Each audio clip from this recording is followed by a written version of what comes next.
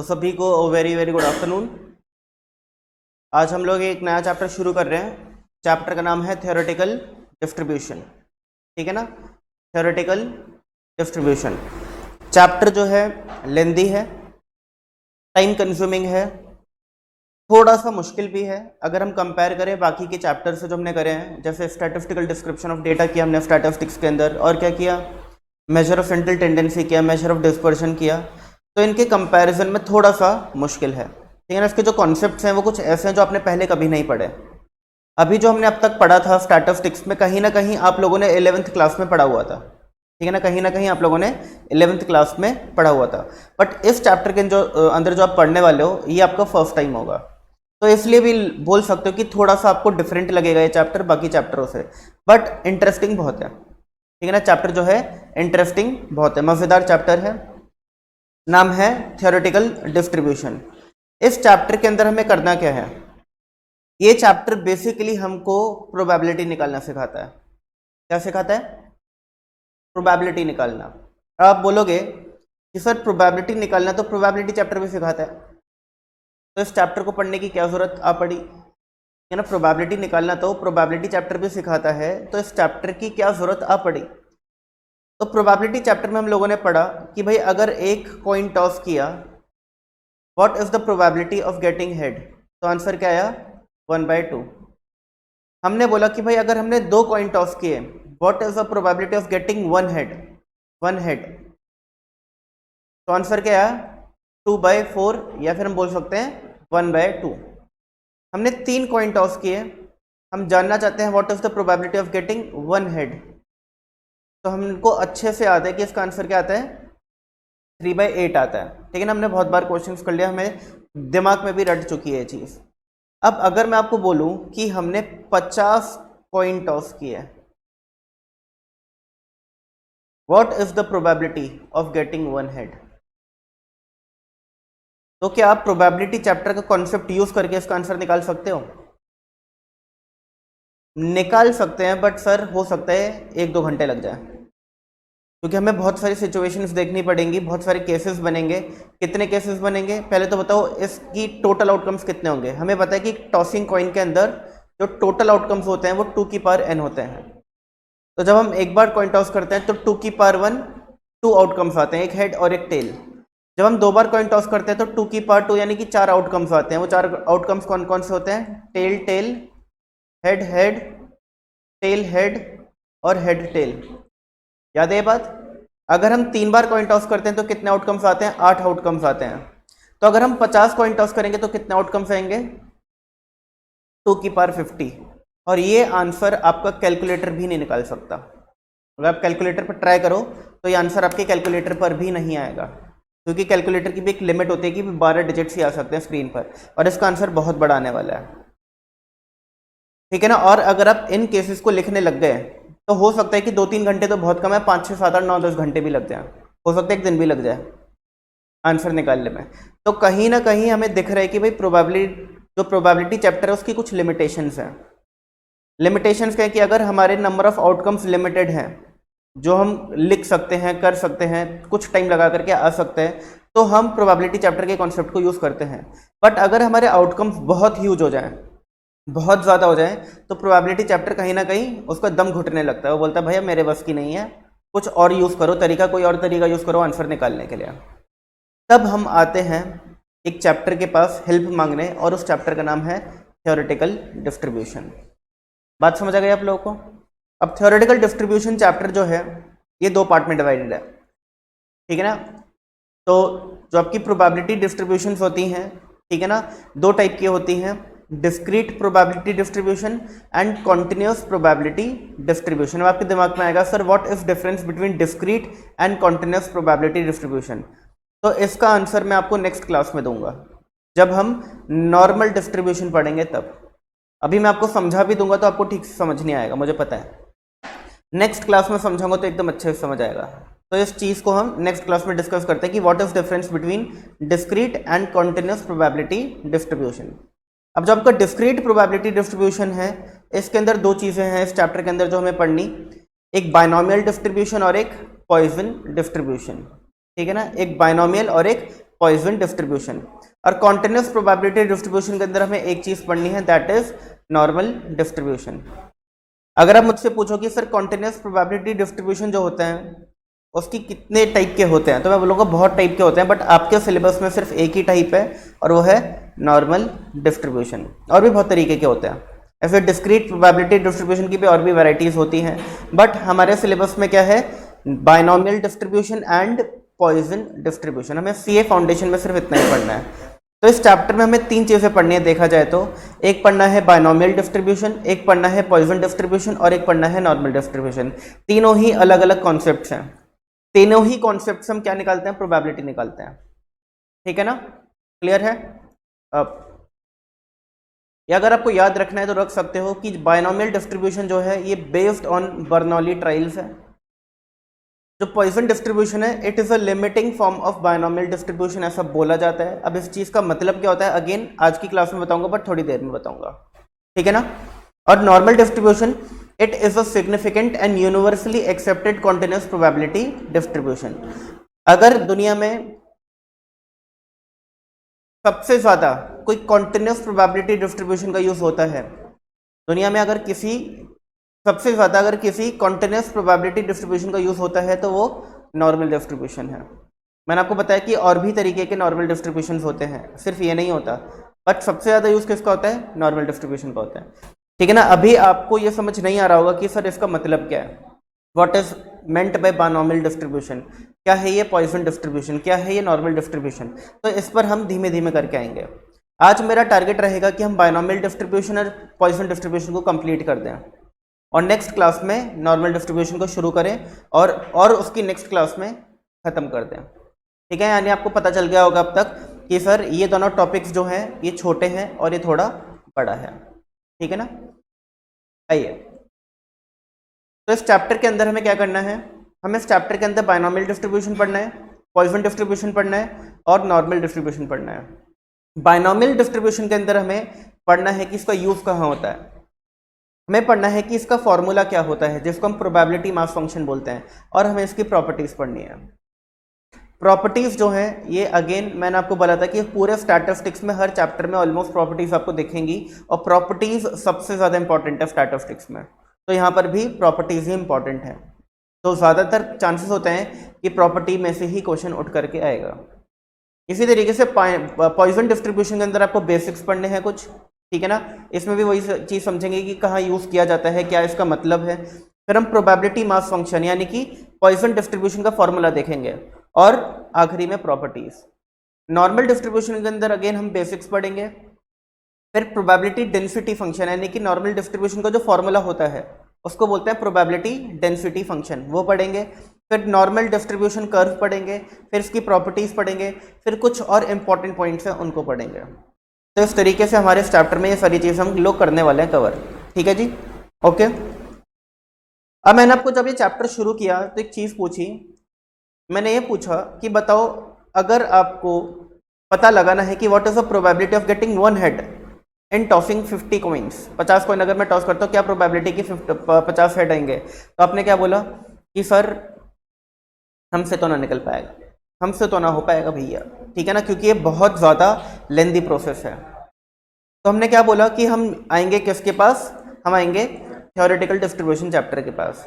तो हमने सबसे पहले किसका दरवाज़ा खटखटाया, हमने बोला कि भाई बायनॉमियल डिस्ट्रीब्यूशन तुम क्या इसको सॉल्व कर सकते हो। ये बोलते हैं हाँ जी बिल्कुल कर सकते हैं।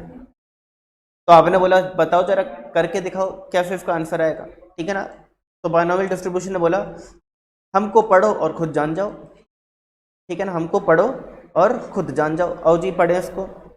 वेयर टू यूज यानी कि applicability, where the number of trials are huge but finite positive integer. आपने कितनी बार कॉइन टॉस किया है, 50 बार, जो कि क्या है, ह्यूज है। Number of trials are huge but एक फाइनाइट पॉजिटिव इंटीजर है। 50 ऐसा तो नहीं है कि काउंट नहीं करे जा सकते, 50 एक काउंटेबल नंबर है, तो एक फाइनाइट पॉजिटिव इंटीजर है। एन क्या है, नंबर ऑफ ट्रायल्स क्या है, फाइनाइट पॉजिटिव इंटीजर, बट है क्या, ह्यूज। जब भी एन आपका ह्यूज होगा, जब भी आपका नंबर ऑफ ट्रायल्स ह्यूज होगा तो प्रोबेबिलिटी चैप्टर तो हाथ जोड़ लेगा कि भाई मेरे बस की नहीं है। तो हम किसके पास आएंगे, बायनॉमियल डिस्ट्रीब्यूशन के पास आएंगे। Every trial should be independent, ये बोलता है कि अगर मुझे आपको अप्लाई करना है तो पहले तो एक चीज समझ लो कि हर एक ट्रायल इंडिपेंडेंट होना चाहिए। अगर मैंने पहली बार कॉइन टॉस किया, 50 बार कॉइन टॉस करना है, पहली बार टॉस किया तो हेड और टेल आने की प्रोबेबिलिटी कितनी है? 1/2 1/2। दूसरी बार भी 1/2 1/2, तीसरी बार भी 1/2 1/2, और जब मैं 50वीं बार टॉस कर रहा हूँ तब भी 1/2 1/2, यानी कि हर एक ट्रायल क्या है? इंडिपेंडेंट है। मैं ये बोल सकता हूँ कि भाई 10th ट्रायल जो है वो 9th ट्रायल पे बेस्ड होगा? नहीं बोल सकता, ठीक है ना। सारे के सारे ट्रायल क्या है? इंडिपेंडेंट है। Event should be mutually exclusive and exhaustive. Exclusive and exhaustive event हम लोगों ने प्रोबेबिलिटी चैप्टर में अभी भी पढ़े हैं, लास्ट टू लास्ट क्लास में, याद है आप लोगों को? बताइए जी एक्सक्लूसिव क्या होता है, बताइए बताइए बताइए। Happening of one event, happening of one event prevents the happening of other event. अगर मैं कॉइन टॉस करता हूं और मैं बोलता हूं कि हेड आना इवेंट ए है और टेल आना इवेंट बी है, तो कैसा हो सकता है कि एक ही बार कॉइन टॉस करने पे दोनों इवेंट साइमल्टेनियसली आ जाएं, साथ साथ आ जाए? नहीं हो सकता। हेड आएगा या टेल आएगा। अगर हेड आता है तो टेल आने को रोकेगा, टेल आएगा तो हेड आने को रोकेगा। तो ये क्या हो गए? इवेंट ए और बी क्या हो गए? एक्सक्लूसिव इवेंट हो गया। बात समझ आ गई आप लोग को? याद आया? एग्जॉस्टिव इवेंट क्या होते हैं बताइए। जितने भी इवेंट्स हैं वो मिला करके अगर यूनिवर्स बनाते हैं, सारे के सारे इवेंट क्या करें? मिल करके क्या बनाते हैं? यूनिवर्स बना दें। यानी जितने पॉसिबल आउटकम्स हैं वो सारे के सारे पॉसिबल आउटकम अगर इवेंट के अंदर आ जाए तो उसको हम बोलते हैं कि वो एग्जॉस्टिव इवेंट है। मैंने आपको एग्जांपल भी दिया था कि अगर हमारा सैंपल स्पेस है 1 2 3 4 5 एंड 6, इवेंट ए है 1,2, इवेंट बी है 3,4, ठीक है ना। अब मुझे एक बात बताइए, ये जो सैंपल स्पेस है, क्या मैं बोल सकता हूँ कि अगर मैं डाइस को रोल करता हूँ तो उसमें कितने आउटकम आ सकते हैं? 6, या तो एक आएगा उस पर, या 2 आएगा, या 3 या 4 या 5 या 6, ठीक है ना। लूडो खेला सभी ना, डाइस होता है उसमें, डाइस को रोल करते हैं तो कितने आउटकम आ सकते हैं? 1 2 3 4 5 6। अगर 1 या 2 आते हैं तो उसको मैं बोलता हूँ इवेंट ए हो गया। 3 या 4 आता है तो मैं बोलता हूँ इवेंट बी हो गया। बताओ A and B exclusive event है कि नहीं? बताओ जी एक्सक्लूसिव है कि नहीं? बिल्कुल है, क्योंकि अगर 1 आया तो क्या 3 और 4 आएगा? नहीं आएगा। एक बार डाइस रोल करता है तो एक ही नंबर आता है, 2 नंबर भी नहीं आ सकते। 1 आया तो 3 और 4 नहीं आया। अगर 1 आया तो मैं बोलूंगा इवेंट ए हुआ, और अगर इवेंट ए हुआ तो इवेंट बी हो सकता है क्या? साइड बाय साइड नहीं हो सकता। एक बार डाइस रोल करने में या तो इवेंट ए होगा या इवेंट बी होगा। ए और बी दोनों साथ साथ नहीं हो सकते। दोनों साथ साथ होने का पता है क्या मतलब है? एक पहली बार मैंने डाइस रोल किया, 1 और 3 आ गया, या 1 और 4 आ गया, या 2 और 3 आ गया, या 2 और 4 आ गया, इसको मैं बोलता हूँ कि इवेंट ए और बी साइमल्टेनियसली होगा, जो कि इम्पॉसिबल है। तो ये दोनों इवेंट क्या है? एक्सक्लूसिव इवेंट है। एग्जॉस्टिव है क्या? बताइए एग्जॉस्टिव है क्या ये दोनों? ऐसा भी तो हो सकता है कि डाइस रोल करने पे 5 या 6 आ जाए, वो तो इवेंट ए और इवेंट बी में कवर्ड ही नहीं है, ठीक है ना। बट अगर मैं बोलूं कि एक सी इवेंट है 5,6, अब मैं बोल सकता हूं कि event A B C are exhaustive event. अब मैं बोल सकता हूं कि event A B and C are exhaustive event, और म्यूचुअली एक्सक्लूसिव भी है। अगर इवेंट ए हो रहा है तो बी और सी नहीं होगा, बी हो रहा है तो ए और सी नहीं होगा, सी हो रहा है तो ए और बी नहीं होगा, तो एक्सक्लूसिव है। और अगर ए बी सी में से कोई भी ए बी सी को कंबाइन कर दिया जाए तो पूरा सैंपल स्पेस के बराबर हो जाएगा। कोई भी ऐसा नंबर नहीं बचा जो इवेंट के अंदर कवर ना हो रहा हो और सैंपल स्पेस में हो। जितने नंबर सैंपल स्पेस में सारे के सारे नंबर्स इवेंट के अंदर कवर हो रहे हैं, तो इनको हम बोलेंगे कि these events are exhaustive event. अगर सिर्फ इवेंट ए और बी की बात की जाए तो ये एग्जॉस्टिव नहीं है, but event A B C की बात की जाए तो ये एग्जॉस्टिव है। याद आ गई बातें? अभी पिछली क्लास में पढ़ा है, तुम कैसे नालायक बच्चे हो।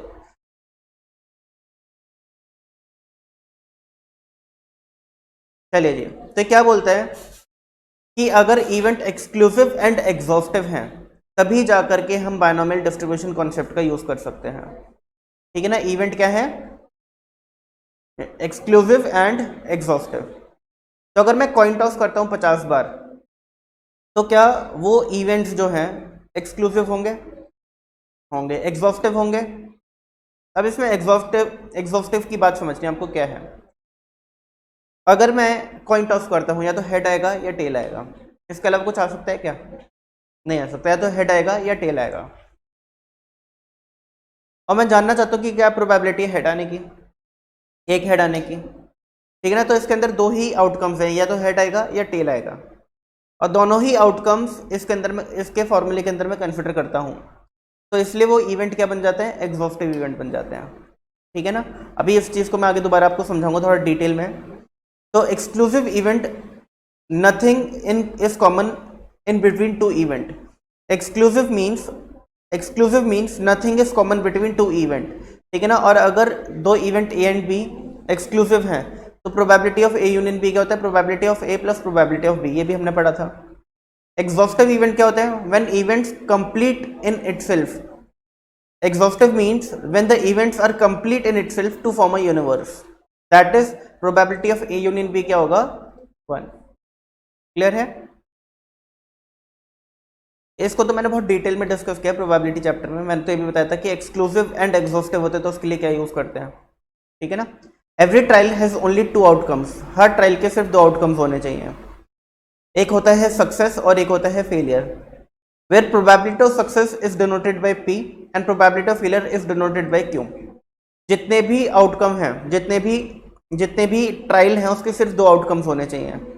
अगर सिर्फ 2 आउटकम्स हैं तो आप बायनोमियल डिस्ट्रीब्यूशन कॉन्सेप्ट का यूज कर सकते हो, बट अगर उसके 2 से ज़्यादा आउटकम हैं तो फिर आप बायनोमियल डिस्ट्रीब्यूशन कॉन्सेप्ट का यूज नहीं कर सकते, ठीक है ना। तो बहुत ज़रूरी है कि नंबर ऑफ ट्रायल्स ह्यूज हो। अच्छा, नंबर ऑफ ट्रायल्स ह्यूज नहीं भी होंगे ना तब भी ये कॉन्सेप्ट अप्लाई किया जा सकता है, कोई दिक्कत वाली बात नहीं है, ठीक है ना। तब भी अप्लाई किया जा सकता है, बट ह्यूज होंगे तो ज़्यादा अच्छे तरीके से अप्लाई कर पाओगे, ठीक है ना। इवेंट जो है वो independent, every trial should be independent, event should be exclusive and exhaustive. Every trial has only 2 outcomes, एक होता है सक्सेस, एक होता है फेलियर, ठीक है ना। और सक्सेस को डिनोट करते हैं P से, फेलियर को डिनोट करते हैं Q से। और इसका जो फॉर्मूला है प्रोबेबिलिटी मास फंक्शन, वो है probability of x success out of n trials is given by the formula probability of x is equal to NCx p की पावर x q की पावर n माइनस x। अब बोलोगे sir क्या लिख दिया? आप मुझे बताइए, परम्यूटेशन कॉम्बिनेशन चैप्टर पढ़ा है, NCR का फॉर्मूला पता है आपको क्या होता है? क्या होता है?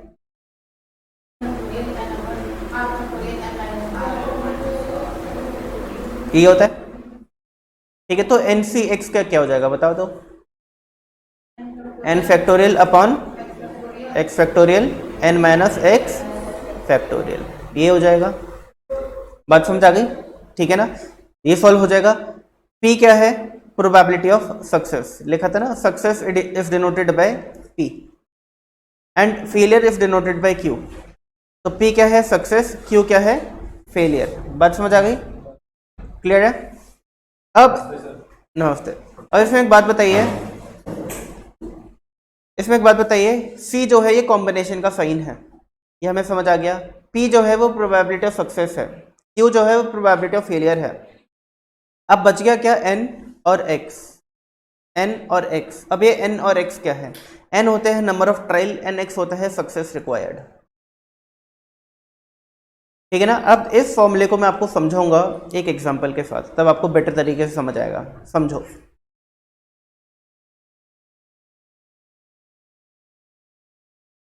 ध्यान से समझना।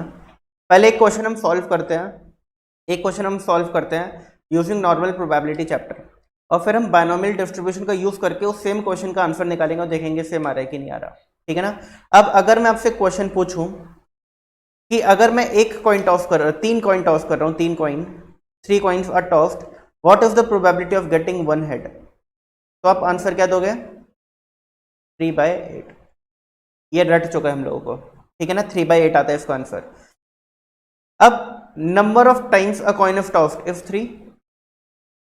सक्सेस रिक्वायर्ड में क्या चाहता हूं? कितने हेड है? 1 हेड है। अब मुझे एक बात बताइए, अगर मैं एक बार कॉइन टॉस करता हूं, एक बार, ठीक है ना, तो प्रोबेबिलिटी ऑफ सक्सेस यानी प्रोबेबिलिटी ऑफ हेड कितना होता है? और प्रोबेबिलिटी ऑफ फेलियर यानी कि प्रोबेबिलिटी ऑफ गेटिंग टेल क्या होता है? 1/2। आपको जो फॉर्मूला होता है, ठीक है ना, प्रोबेबिलिटी निकालने का, पी एक्स का वो क्या होता है, एन सी एक्स पी की पावर एक्स क्यू की पावर एन माइनस एक्स, यही होता है।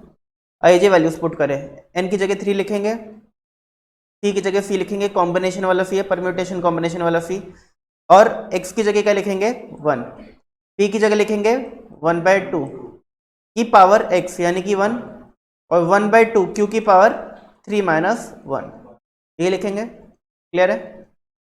मुझे जल्दी से बताइए 3C1 का आंसर क्या होता है, 3 इंटू 1/2 इंटू 1/2 की पावर 2 कितना होता है 1/4। बताइए आंसर क्या आ गया सेम, आ गई बात समझ, क्लियर है? तो प्रोबेबिलिटी चैप्टर का जो काम है एग्जैक्टली वही काम थ्योरेटिकल डिस्ट्रीब्यूशन चैप्टर का है, ठीक है ना? वही सेम काम किसका है, थ्योरेटिकल डिस्ट्रीब्यूशन चैप्टर का। तो ये जो थ्योरेटिकल डिस्ट्रीब्यूशन चैप्टर है ये सेम वही काम करता है जो प्रोबेबिलिटी चैप्टर करता है, कोई फर्क नहीं है। बस फर्क का है कि जहां प्रोबेबिलिटी चैप्टर का दम घुटने लगता है, जब नंबर ऑफ ट्रायल्स बहुत ह्यूज हो जाते हैं, तो फिर प्रोबेबिलिटी चैप्टर अपने हाथ जोड़ लेता है और बोलता है कि भाई मेरे बस की नहीं है, हमसे तो ना हो पाएगा। तब हम हेल्प लेते हैं थ्योरेटिकल डिस्ट्रीब्यूशन चैप्टर का, और हम सबसे पहले किसका गेट खटखटाते हैं, बायनोमियल डिस्ट्रीब्यूशन का। फिर एक लेवल आएगा जब बायनोमियल डिस्ट्रीब्यूशन का भी दम घुटने लगेगा, जैसे प्रोबेबिलिटी चैप्टर का घुटने लगा था, यानी बायनोमियल डिस्ट्रीब्यूशन चैप्टर भी बोल देगा भाई मेरे बस की नहीं है, बस इसका आंसर निकालना, तो हम किसका गेट खटखटाएंगे, पॉइसन डिस्ट्रीब्यूशन का। बात समझ आ गई? ठीक है, वेरी गुड। अब नॉर्मल डिस्ट्रीब्यूशन का कॉन्सेप्ट ही टोटली डिफरेंट है, वो अलग ही चीज़ के बारे में बातें करता है, उसको हम यहाँ पर अभी इंक्लूड नहीं करेंगे, ठीक है ना? मैं आपको बस हिंट देने की कोशिश करता हूँ।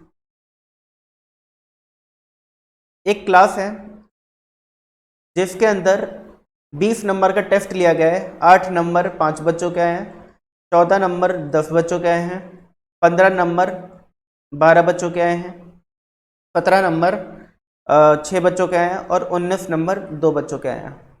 अगर मैं आपसे पूछता हूँ कि मैं इस क्लास में कितने बच्चे हैं टोटल, बताओ पहले तो। 15 + 12 27 + 6 33 + 5 35। एक बच्चा मैं रैंडमली पिक कर रहा हूँ इस क्लास में से, क्या प्रोबेबिलिटी कि उसके नंबर 15 आए होंगे? तो अब क्या आंसर दोगे?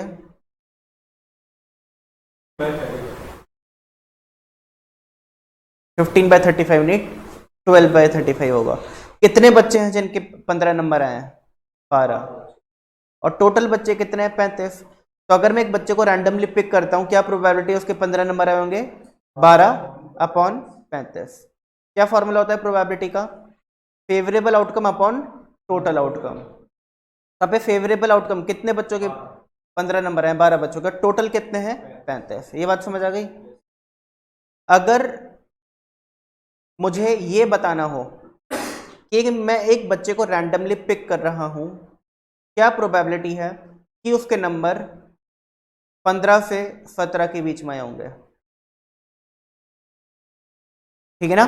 15 से ज्यादा आए होंगे या 15 से 17 के बीच में आए होंगे, यानी एक रेंज डिफाइन कर दूं। क्या कर दूं? एक रेंज डिफाइन कर दूं कि इस रेंज के बीच में उसके नंबर आए होंगे, तो मैं यूज करता हूं कॉन्सेप्ट ऑफ नॉर्मल डिस्ट्रीब्यूशन। अगर मैं नॉर्मल डिस्ट्रीब्यूशन कॉन्सेप्ट को यूज करके ये पता लगाऊं ना कि एक बच्चे को मैं रैंडमली पिक कर रहा हूं, क्या प्रोबेबिलिटी कि उसके 15 नंबर आए होंगे, तो नॉर्मल डिस्ट्रीब्यूशन चैप्टर पता है क्या आंसर देगा आपको? 0। वो बोलेगा कि भाई एक सिंगल नंबर की प्रोबेबिलिटी मैं नहीं बता सकता, मैं हमेशा एक रेंज की प्रोबेबिलिटी बता सकता हूँ। अगर तुम मुझसे ये पूछो कि भाई क्लास में 50 नंबर का टेस्ट हुआ है, एक बच्चे को रैंडमली पिक कर रहे हैं, क्या प्रोबेबिलिटी है कि उसके नंबर 35 और 50 के बीच में होंगे, तो मैं ये बता सकता हूँ, नॉर्मल डिस्ट्रीब्यूशन चैप्टर बोलता है। एक सिंगल नंबर कितने बच्चों के होंगे ये मेरे बस की नहीं है, ठीक है ना? तो इसका जो कॉन्सेप्ट है वो टोटली डिफरेंट तरीके से काम करता है नॉर्मल डिस्ट्रीब्यूशन का। बात समझ आई आप लोगों को? अगर आपको एक सिंगल नंबर की प्रोबेबिलिटी निकालनी है तो आप यूज कर सकते हो प्रोबेबिलिटी चैप्टर का, आप यूज कर सकते हो बायनोमियल डिस्ट्रीब्यूशन का, आप यूज कर सकते हो पॉइसन डिस्ट्रीब्यूशन का, बट आप नॉर्मल डिस्ट्रीब्यूशन का यूज नहीं कर सकते उस चीज के लिए। अगर आपको एक रेंज बताना है कि भाई इस मार्क्स से लेकर के इस मार्क्स के बीच में इस बच्चे के नंबर आए होंगे, तो आप यूज करते हो नॉर्मल डिस्ट्रीब्यूशन का, और इसलिए इसका नाम है कॉन्टिन्यूस प्रोबेबिलिटी डिस्ट्रीब्यूशन, और इसका नाम है डिस्क्रीट प्रोबेबिलिटी डिस्ट्रीब्यूशन। अगर आपको याद हो पहला chapter statistical description of data, आपको याद है वहां पे हमने 2 टाइप के वेरिएबल्स पढ़े थे, discrete variable and continuous variable. याद है क्या थे डिस्क्रीट वेरिएबल्स? वो वेरिएबल्स जो सिर्फ इंटीजर वैल्यू ले सकते हैं। और कॉन्टिन्यूस वेरिएबल्स क्या थे? वो वेरिएबल्स जो integer as well as non integer value ले सकते हैं। जैसे कि अगर मैं बात करता हूं कि किसी भी बच्चे का वेट एक कॉन्टिन्यूस वेरिएबल है या एक डिस्क्रीट वेरिएबल है, तो हम क्या बोलते थे? वो एक कॉन्टिन्यूस वेरिएबल है, क्योंकि उस बच्चे का वेट 70.2 kg भी हो सकता है, यानी पॉइंट में हो सकता है। बट अगर मैं बोलता हूं कि number of road accident on a day, ये क्या होगा? ये होगा डिस्क्रीट वेरिएबल, क्योंकि जो नंबर ऑफ रोड एक्सीडेंट है वो पॉइंट में नहीं हो सकते। 2 हुए होंगे, 3 हुए होंगे, 4 हुए होंगे, ऐसे नहीं बोल सकते कि 4.5 एक्सीडेंट हुए, 4.95 एक्सीडेंट हुए, ये नहीं बोला जा सकता। याद आ गई बात? Discrete variate and continuous variate में क्या फर्क होता है? ठीक है ना? तो वही सेम यहां पर भी आप अप्लाई कर सकते हो। ठीक है ना? वही सेम चीज। ओके। अब अगर मैं बोलता हूं कि अगर मैंने कॉइन टॉस किया 50 बार, बताओ जी क्या प्रोबेबिलिटी की 5 बार हेड आया होगा? ठीक है ना? तो 5 बार हेड आया होगा, 5 क्या है? एक डिस्क्रीट वेरिएट है। 6 बार हेड आया होगा, 6 का एक डिस्क्रीट वेरिएट है। क्या मैं इस चीज की प्रोबेबिलिटी निकाल सकता हूँ कि कितनी बार 6.5 हेड आए होंगे? नहीं निकाल सकता, नहीं निकाल सकता, वो तो इनवैलिड क्वेश्चन हो गया भाई। ठीक है ना? तो इसलिए डिस्क्रीट प्रोबेबिलिटी डिस्ट्रीब्यूशन इस टाइप के डेटा से डील करते हैं। बात समझ आ गई आप लोगों को? क्लियर है? और कॉन्टिन्यूस का क्या है कि भाई एक बच्चे के 35 से लेकर के 50 के बीच में नंबर आया है, वो नंबर 35.5 भी हो सकते हैं, वो नंबर 49.25 भी हो सकते हैं, वो नंबर 48.23 भी हो सकते हैं, कितने भी हो सकते हैं। तो हम यूज करते हैं कॉन्टिन्यूस प्रोबेबिलिटी डिस्ट्रीब्यूशन का। बात समझ आ गई आप लोगों को? वैसे मैंने सोचा था नेक्स्ट क्लास में बताऊंगा, बट हो गया, फ्लो में चला गया। अब मुझे एक बात बताइए, मैं एक और एग्जांपल ले रहा हूं आपके सामने, ठीक है ना? उसका आपको मुझे आंसर बताना है। अगर मैं 2 बार डाइस रोल करता हूं, 2 बार डाइस रोल करता हूं, सबसे पहले तो मुझे बताओ टोटल आउटकम्स कितने होंगे? क्या होता है इसका स्टैंडर्ड फॉर्मूला? 6 की पावर n। n क्या होता है? Number of time a dice is rolled. यहाँ पे क्या हो जाएगा? 2, यानी कि 36 आउटकम्स। ठीक है ना? वो 36 आउटकम्स याद है ना? हो सकता है कि दोनों बार 1 1 आ जाए, 1 2 आ जाए, 1 3 आ जाए, 1 4 आ जाए, 1 5 आ जाए, या 1 6 आ जाए। तो 1 के साथ 6 हो गए, ऐसे 2 के साथ भी 6 हो जाएंगे, 3 के साथ भी 6, 4 के साथ भी 6, 5 के साथ भी 6, 6 के साथ भी 6। तो कितने हो गए? 36।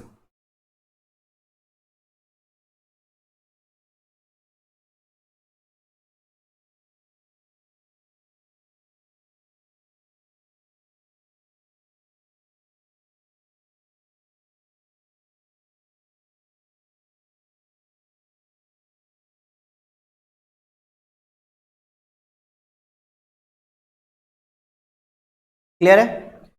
मैं जानना चाहता हूं, मैं जानना चाहता हूं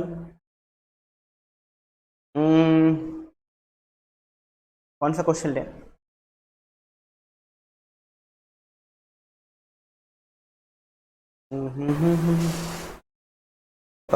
या कोई क्वेश्चन समझ नहीं आ रहा है इसका? छोड़ो ना, जब समझ नहीं आ रहा तो इतनी अकल क्या लगाना, रहने दो। ऐसा क्वेश्चन बनो कुछ समझ ही नहीं आ रहा, कोई और क्वेश्चन ट्राई करते हैं। ये रहा, अ कॉइन इज टॉस्ड 8 टाइम्स, ये वाला क्वेश्चन करते हैं। What is the probability of getting 5 hits? मैंने एक कॉइन को 8 बार टॉस किया, क्या प्रोबेबिलिटी की 5 हेड आए होंगे? ठीक है ना? अब अगर मैं 8 बार कॉइन टॉस करता हूं तो उसके टोटल आउटकम्स कितने होंगे? बताओ।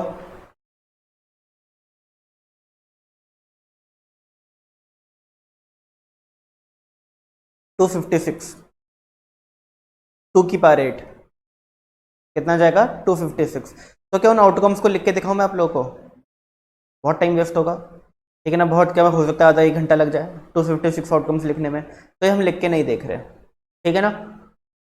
हम जानना चाहते हैं कि उन 256 आउटकम्स में कितने आउटकम्स में 5 बार हेड आ रहा होगा।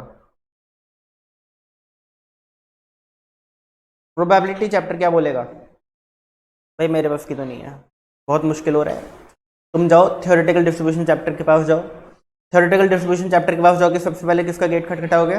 बायनोमियल डिस्ट्रीब्यूशन का। वो बोलेगा ये तो बहुत ईजी क्वेश्चन है मेरे लिए, तो वो बोलेगा कि भाई अगर आपको probability of getting x heads निकालने हैं, तो फॉर्मूला बहुत सिंपल है, एन सी एक्स पी की पावर एक्स क्यू की पावर एन माइनस एक्स। अब मुझे क्या निकालना है, कितने हेड्स, 5 हेड्स। 5 हेड्स की क्या प्रोबेबिलिटी है, तो number of times a coin of tossed 8 3 5। अगर मैं एक बार कॉइन टॉस करता हूं तो प्रोबेबिलिटी ऑफ गेटिंग हेड क्या होता है, 1/2। एक्स क्या होगा 5। Probability of not getting head क्या होता है 1/2। नॉट गेटिंग हेड यानी कि प्रोबेबिलिटी ऑफ गेटिंग टेल हो गया, n माइनस 6 यानी 8 माइनस 5। क्लियर है। 8 से 5 कितना होता है 56। 56 multiply by 1/2 to the power 5 1/2 to the power 3।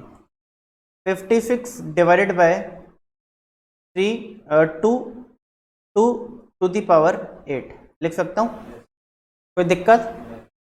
1/2 की पावर 5 इंटू 1/2 की power 3 can be written as 1/2 की पावर 8, और 1/2 की पावर 8 को can be written as 1 to the power 8 upon 2 to the power 8। 1 to the power 8 कितना होगा 1, और 2 to the power 8 मैंने नीचे लिख दिया। बात समझ आ गई ना आप लोगों को, ये इसका आंसर आ गया। यानी मुझे समझ आ गया कि अगर मैं 8 बार कॉइन टॉस करता हूं तो 56 टाइम्स मेरे 5 हेड आएंगे, ठीक है ना। तो प्रोबेबिलिटी क्या होगी 56 अपॉन 2 की पावर 8। टोटल आउटकम्स कितने आ रहे थे याद है ना, 2 की पावर 8 256। तो इस कॉन्सेप्ट ने हमारा आंसर कितनी जल्दी निकाल दिया। अगली बात समझ क्लियर है, पक्की बात।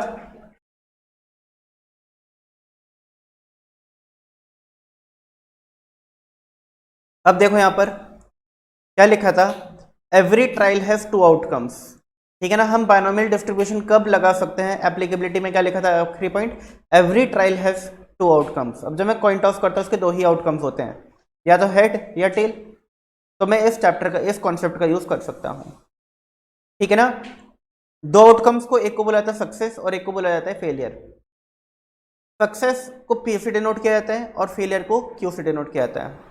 और probability of success plus probability of failure हमेशा कितना होगा 1 होगा।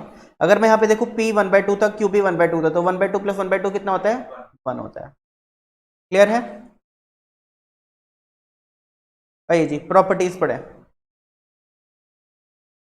फिर कुछ क्वेश्चंस करेंगे बुक में से, मजा आएगा आप लोगों को, आपको और बेटर अंडरस्टैंडिंग मिलेगी किन किन सिचुएशंस में आप इस कॉन्सेप्ट का किस तरीके से यूज कर सकते हो। पहले प्रॉपर्टीज पढ़ते हैं, मोस्ट इंपॉर्टेंट पार्ट। क्या लिखा है, a binomial distribution is biparametric. Exam में आ सकता है कि binomial distribution is option 1 uniparametric, biparametric, ठीक है ना, both of these none of these. तो अब किस पे टिक करके आएंगे बायपैरामेट्रिक। अब बायपैरामेट्रिक क्यों बोलते हैं, बाय मतलब क्या होता है 2, यूनि मतलब क्या होता है 1, पता है ना ये चीज, ठीक है ना। बाय मतलब 2, तो बायनोमियल डिस्ट्रीब्यूशन के 2 पैरामीटर्स होते हैं, इसलिए इसको बाय पैरामीट्रिक बोला जाता है। और वो जो 2 पैरामीटर्स हैं, एक होता है n और एक होता है p, ठीक है ना। बायनोमियल डिस्ट्रीब्यूशन के 2 पैरामीटर्स होते हैं, एक होता है n और एक होता है p। बात समझ आ गई इतनी, ठीक है ना। और अगर मुझे मीन निकालना है, मीन को म्यू से डिनोट कर सकते हैं हम लोग, तो इसका फॉर्मूला होता है n into P, n into P.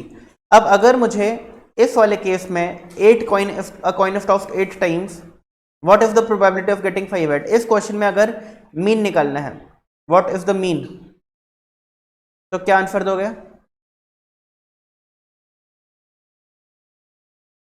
4। n क्या है नंबर ऑफ ट्रायल्स, p क्या है probability of getting head, 8 into 1/2 कितना होता है 4। अगली बात समझ क्लियर है, ठीक है ना। और ये वेरिएंस, वेरिएंस कैसे निकालते हैं, वेरिएंस का होता है स्टैंडर्ड डेविएशन का होल स्क्वायर। वेरिएंस का फॉर्मूला होता है n into P into Q. मुझे एक बात बताइए, q जो है q, वो क्या कभी भी 1 से ज्यादा हो सकता है, नहीं, क्योंकि हमें पता है p प्लस क्यू 1 होता है, तो q कभी भी 1 से ज्यादा नहीं हो सकता, ठीक है ना। q हमेशा 1 से कम होगा। अगर 1 से कम होगा तो 1/2 1/3 1/4 1/5 कितना भी हो सकता है, 2/3 2/4 2/5 कितना भी हो सकता है, बट 1 से कम होगा। अगर मैं एक नंबर है np, एक नंबर है np, इस नंबर को मैं अगर एक ऐसे नंबर से मल्टीप्लाई करूं जो 1 से कम है, तो इसका जो आंसर आएगा वो रिड्यूस होकर आएगा या बढ़ करके आएगा? रिड्यूस होकर के आएगा। तो मान के चलो एनपी अभी मेरा कितना आता है 4, मैं 4 को अगर मल्टीप्लाई करता हूँ किसी भी ऐसे नंबर से जो 1 से छोटा है, जैसे कि मैंने 1/2 से मल्टीप्लाई कर दिया, तो आंसर कितना आएगा? 4 से कम आएगा। बात समझ आ गई? यानी मैं क्या बोल सकता हूँ कि mean is always greater than variance. बोल सकते हैं? जल्दी बताओ। मैं बोल सकता हूँ कि मीन हमेशा वेरिएंस से बड़ा होगा, क्योंकि मीन अगर एनपी है तो वेरिएंस एनपी इंटू क्यू है, और क्यू हमेशा 1 से छोटा होगा। तो अगर मैं एनपी को किसी एक ऐसे नंबर से मल्टीप्लाई करता हूँ जो 1 से छोटा है, तो आंसर छोटा ही हो जाएगा। ठीक है ना? स्टैंडर्ड डिविएशन क्या होता है? स्क्वायर रूट ऑफ वेरिएंस, यानी square root of NP q. Easy. अगला, variance is always less than mean, वही चीज लिखी है। मैंने उल्टा बोला था कि mean is always greater than variance. ठीक है ना? बात एक ही है। Variance is always less than mean या mean is always greater than variance, बात एक ही है। यानी कि मीन जो है वो हमेशा बड़ा होगा किससे? वेरिएंस से। यानी कि एनपी हमेशा बड़ा होगा किससे? एनपी क्यू से। बात समझ आ गई है? ये भी एग्जाम में पूछा जाता है।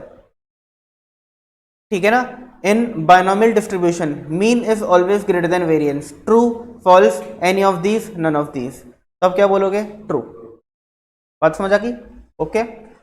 Variance will be highest when p is equal to q, that is p और q जब इक्वल होंगे, यानी 1/2 होंगे। अगर p प्लस q 1 होता है और p और q इक्वल है तो कितने होंगे? 1/2। और तब हमारा वेरिएंस क्या होगा? हाईएस्ट होगा। अगर यकीन नहीं होता तो करके देख लो। नंबर ऑफ ट्रायल्स, अपनी मर्जी से कुछ भी ले लो, चल ले लूं। अब प्रोबेबिलिटी ऑफ सक्सेस लेते हैं, आपकी मर्जी है। 1/3 ले लेते हैं, तो प्रोबेबिलिटी ऑफ फेलियर कितनी हो जाएगी? 2/3। ठीक है ना? ये पहला केस हो गया। दूसरे केस में बताओ p क्या लूं? 1/2 और q भी फिर 1/2 लेना पड़ेगा। दूसरा केस हो गया। एक और केस बताओ, p और q कितना कितना लूं? आपकी मर्जी से बताओ, जो आप बोलोगे वो ले लूंगा। 1/5, तो एक 4/5 हो जाएगा। तीसरा केस। अब मुझे बताइए वेरिएंस क्या होता है? N P Q. पहले केस में निकालते हैं, कितना आएगा? 10 इंटू 1/3 इंटू 2/3, कितना आ गया? 20/9, 2 point something something. Exactly 20 divide by 9 होता है 2.22222। ठीक है ना? सेकेंड केस में निकालते हैं, नंबर ऑफ ट्रायल्स n 10 है, p 1/2 और q भी 1/2। 10/4 कितना होता है? 2.5। Third, 10 into 1/5 into 4/5, 40/25। आंसर कितना आएगा? 1 पॉइंट समथिंग, 1.6, 1.6। ठीक है ना? तो हाईएस्ट आंसर कब आ रहा है? जब p और q दोनों इक्वल है। बात समझ आ गई आप लोगों को? क्लियर है? ठीक है, ओके। चलिए जी, तो मैं क्या ये बोल सकता हूँ कि हाईएस्ट वेरिएंस कितना होता होगा? बताओ। अगर n को मैं मल्टीप्लाई करता हूँ p से और q से, और p और q इक्वल होते हैं, तभी हाईएस्ट वेरिएंस होता है। तो हाईएस्ट वेरिएंस कितना हो सकता है? n/4। बात समझ आ गई आपको? ये भी क्वेश्चन आ सकता है, ये भी क्वेश्चन आ सकता है। ठीक है जी, क्लियर है? तो हाईएस्ट वेरिएंस कितना हो सकता है? n/4। ओके। मोड जो होता है, मोड क्या होता है? Observation which is repeated maximum number of times, ये होता है मोड। क्लियर है? अब मुझे एक बात बताइए, अगर किसी डिस्ट्रीब्यूशन में दो मोड्स आए तो उस डिस्ट्रीब्यूशन को क्या बोलते हैं? बाइमोडल डिस्ट्रीब्यूशन। एक मोड आए तो क्या बोलते हैं? यूनिमोडल डिस्ट्रीब्यूशन। याद है ये चीज आप लोगों को? अगर किसी भी डिस्ट्रीब्यूशन में एक मोड आता है तो उसे यूनिमोडल डिस्ट्रीब्यूशन बोलते हैं, दो मोड आता है तो बाइमोडल, और दो से ज्यादा मोड्स आते हैं तो मल्टी मोडल डिस्ट्रीब्यूशन। ठीक है ना? फॉर एग्जाम्पल क्लास में बच्चों के मार्क्स मैंने लिखे आउट ऑफ 10, तो बताओ मोड मार्क्स कितने हैं? क्लियर है? मोड मार्क्स कितने हैं? 6। अगर मैं एक नंबर और ऐड कर दूं 5, अब बताइए मोड मार्क्स कितने हैं? 5 और 6 दोनों। बात समझ आ गई? क्योंकि 5 भी 2 बार आ रहा है और 6 भी 2 बार आ रहा है, तो इसको हमने बोलते हैं मल्टी बाई मॉडल डिस्ट्रीब्यूशन। अगर मैं 8 एक और बार ऐड कर दूं तो मोड 6, 5 और 8 तीनों हो जाएगा, तो ये हो जाएगा मल्टी मॉडल डिस्ट्रीब्यूशन। अब अगर आपका n+1 इंटू पी, आपको क्या करना है, n गिवन होगा लेट से 10 है और p गिवन होगा लेट से 1/2 है, तो आपको n+1 इंटू पी निकालना है। तो 10+1 इंटू 1/2 कितना आ जाएगा, 5.5। अगर आपका n+1 इंटू पी क्या है, नॉन इंटीजर है। नॉन इंटीजर है या इंटीजर्स क्या होते हैं, जो फ्रैक्शन में या डेसिमल में नहीं होते। नेगेटिव हो चलेगा, पॉजिटिव हो चलेगा, बट नेगेटिव नहीं होना, बट पॉइंट्स में नहीं होना चाहिए, फ्रैक्शन में नहीं होना चाहिए। नॉन इंटीजर, नॉन इंटीजर आ रहा है, बिल्कुल आ रहा है। Then mode is equal to highest integer value, तो मोड क्या हो जाएगा 5, दैट इज यूनिमोडल, यानी इस केस में एक ही मोड आएगा। अगर आपका n+1 इंटू पी एक नॉन इंटीजर है तो इस केस में एक ही मोड आएगा और वो होगा highest integer value. In short, decimal से पहले जो भी नंबर है उसको मोड बोल देंगे हम लोग। डेसिमल से पहले जो भी नंबर है उसको मोड बोल देंगे। बात समझ आ गई आप लोगों को। बट अगर मेरा n जो है वो 9 होता तो 9+1 इंटू 1/2 5 आ जाता। अब n+1 इंटू पी क्या है, एक इंटीजर है। अब मेरे दो मोड्स आएंगे और वो दो मोड्स होंगे, एक तो होगा n+1 इंटू पी यानी कि 5, और एक होगा n+1 इंटू पी -1 यानी कि 5 - 1 यानी कि 4। तो जो मेरे दो मोड्स आएंगे, एक होगा 5 और एक होगा 4। बात समझ आ गई आप लोगों को, क्लियर है, पक्की बात, ठीक है ना। तो मोड निकालना बहुत इजी काम है। n+1 इंटू पी आपको याद रखना है। अगर एक नॉन इंटीजर वैल्यू आती है तो डेसिमल से पहले जो भी नंबर है वो मोड है और एक ही मोड आएगा। बट अगर n+1 इंटू पी क्या आता है, एक इंटीजर वैल्यू आती है, तो जो वैल्यू आ रही है वो भी मोड है और उसमें -1 कर दो, जो आंसर है वो भी मोड है। ओके जी, समझ आ गई बात। चलो, ये तो गुड है भाई, गुड। अब पॉइसन डिस्ट्रीब्यूशन करने से पहले हम लोग क्या करेंगे, पहले तो मैं डाउट्स पूछूंगा जो बच्चे ऑनलाइन देख रहे हैं लेक्चर। भाई सारी बातें क्लियर हैं अभी तक, जल्दी से बताइए।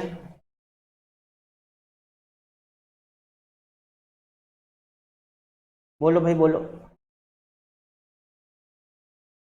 सबको क्लियर है। अब क्वेश्चंस करेंगे तो आपको और क्लैरिटी मिलेगी। क्वेश्चंस करना शुरू करते हैं।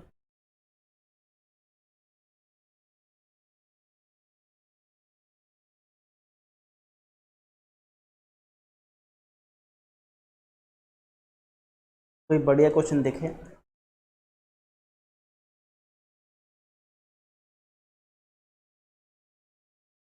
आपको जो प्रोबेबिलिटी मास फंक्शन है बायनोमियल डिस्ट्रीब्यूशन का, उसका फॉर्मूला पूछ रहा है ये। तो एन सी एक्स की पी की पावर एक्स क्यू की पावर n-x, यही होता है।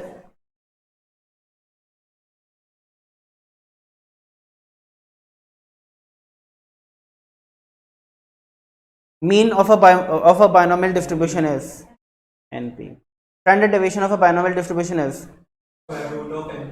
Very good. Square of npq या square root of npq, square root of npq, ठीक है जी। इन बायनोमियल डिस्ट्रीब्यूशन n का क्या मतलब होता है, number of trials of the experiment. अगर आप 10 बार कॉइन टॉस कर रहे हो तो n क्या हो गया, 10 हो गया। 5 बार कॉइन टॉस कर रहे हो तो n क्या हो गया, 5 हो गया। In binomial distribution p denotes probability of success. अच्छा, जब आप 5 बार कॉइन टॉस करते हो तो प्रोबेबिलिटी नहीं होता, प्रोबेबिलिटी का मतलब ये नहीं होता कि 5 बार कॉइन टॉस करने पे क्या सक्सेस मिलेगी। p मतलब होता है कि अगर मैं एक ही बार कॉइन टॉस करूं तो क्या प्रोबेबिलिटी ऑफ सक्सेस है। तो ये चीज़ आपको लिखी हुई है, आपने ध्यान से देखा हो कि नहीं देखा हो, मैं देखा या मुझे पता नहीं, बट यहाँ पे लिखा हुआ है। हाँ लिखा है, देखा हूँ, देखो। पी क्या होता है, probability of success of single event. क्यों कहता है probability of failure of single event, यानी एक ही बार कॉइन टॉस करने पे प्रोबेबिलिटी ऑफ सक्सेस और प्रोबेबिलिटी ऑफ फेलियर क्या है, वो होता है पी और क्यू। तो आपको कभी भी बहुत ज़्यादा अकल नहीं लगानी पी और क्यू निकालने में। आपको सिंपली बताना है कि 10 बार कॉइन टॉस हो रहे हो, 50 बार हो रहे हो, 100 बार हो रहे हो, आपको देखना है कि एक बार अगर कॉइन टॉस होता है तो क्या प्रोबेबिलिटी ऑफ सक्सेस है, क्या प्रोबेबिलिटी ऑफ फेलियर है। बात समझ आ गई ना आप लोगों को। देखो जी, मुझे इसका आंसर बताइए। The variance of a binomial distribution with parameters N N P is, बताइए। अच्छा वेरिएंस क्या होता है 26 को बता दो, एन पी क्यू, इसको बताओ।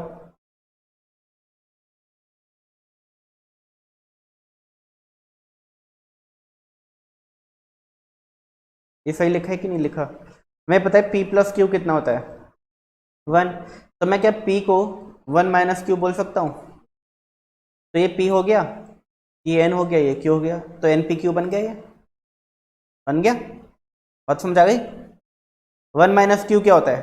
पी होता है, पी ए आ रहा, एन ए आ रहा और क्यू ए आ रहा, तो एन पी क्यू क्या होता है? वेरिएंस होता है, ठीक है ना।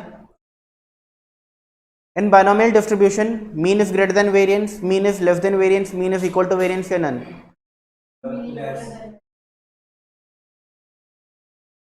मीन हमेशा वेरिएंस से बड़ा होता है, ठीक है ना। तो इसी टाइप के क्वेश्चन होते हैं। Binomial distribution is symmetrical when,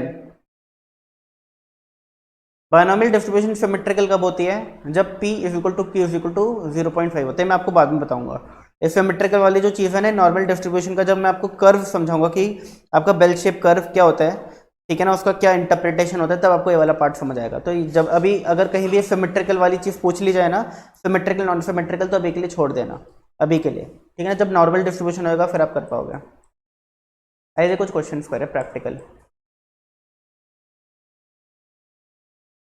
38, if in binomial distribution np is 9 and npq is 2.25, then p and n are equal to या is equal to, ठीक है। तो p और q की वैल्यू आपको फाइंड आउट करनी है। ये बोल रहा है कि बायनोमियल डिस्ट्रीब्यूशन में np जो है वो 9 है, npq जो है वो 2.25 है। Find the value of n and q and np, p and n sorry, ठीक है ना। p and n are equal to, करके देख लेते हैं। मैं क्या करता हूँ, N P is equal to 9 है, तो एन पी की जगह 9 लिखता हूँ, क्यू लिखता हूँ और 2.25 लिखता हूँ। तो क्यू कितना हो जाएगा? 2.25 अपॉन 9, यानी कि 1/4। अगर क्यू 1/4 है तो पी कितना होगा? 3/4, यानी कि 0.75, ठीक है ना। अब एन निकालना है, अगर पी 3/4 है तो एन इंटू 3/4 9 के बराबर है, तो एन कितना हो जाएगा? 12, बी ऑप्शन आगे। आगे बात समझ क्लियर है? तो ये क्वेश्चन जो है प्रॉपर्टी बेस्ड क्वेश्चन, अगर आपको प्रॉपर्टीज नहीं आती तो आप ये क्वेश्चन भी नहीं कर सकते। बात समझ आए आप लोगों को? ये क्या है? प्रॉपर्टी बेस्ड क्वेश्चन है, क्योंकि अगर आपको प्रॉपर्टी नहीं आती तो ये क्वेश्चन भी आप लोग नहीं कर सकते। आइए, an unbiased dice if tossed 500 times, हमने एक डाइस को 500 बार टॉस किया है, थ्रो किया है। The mean of the mean of the, पहले तो एन क्या है? 500 है। The mean of the number of sixes in these 500 tosses is, आपको क्या निकालना है? मीन निकालना है किसका? नंबर ऑफ सिक्सेस का। तो प्रोबेबिलिटी ऑफ सक्सेस बताओ क्या है?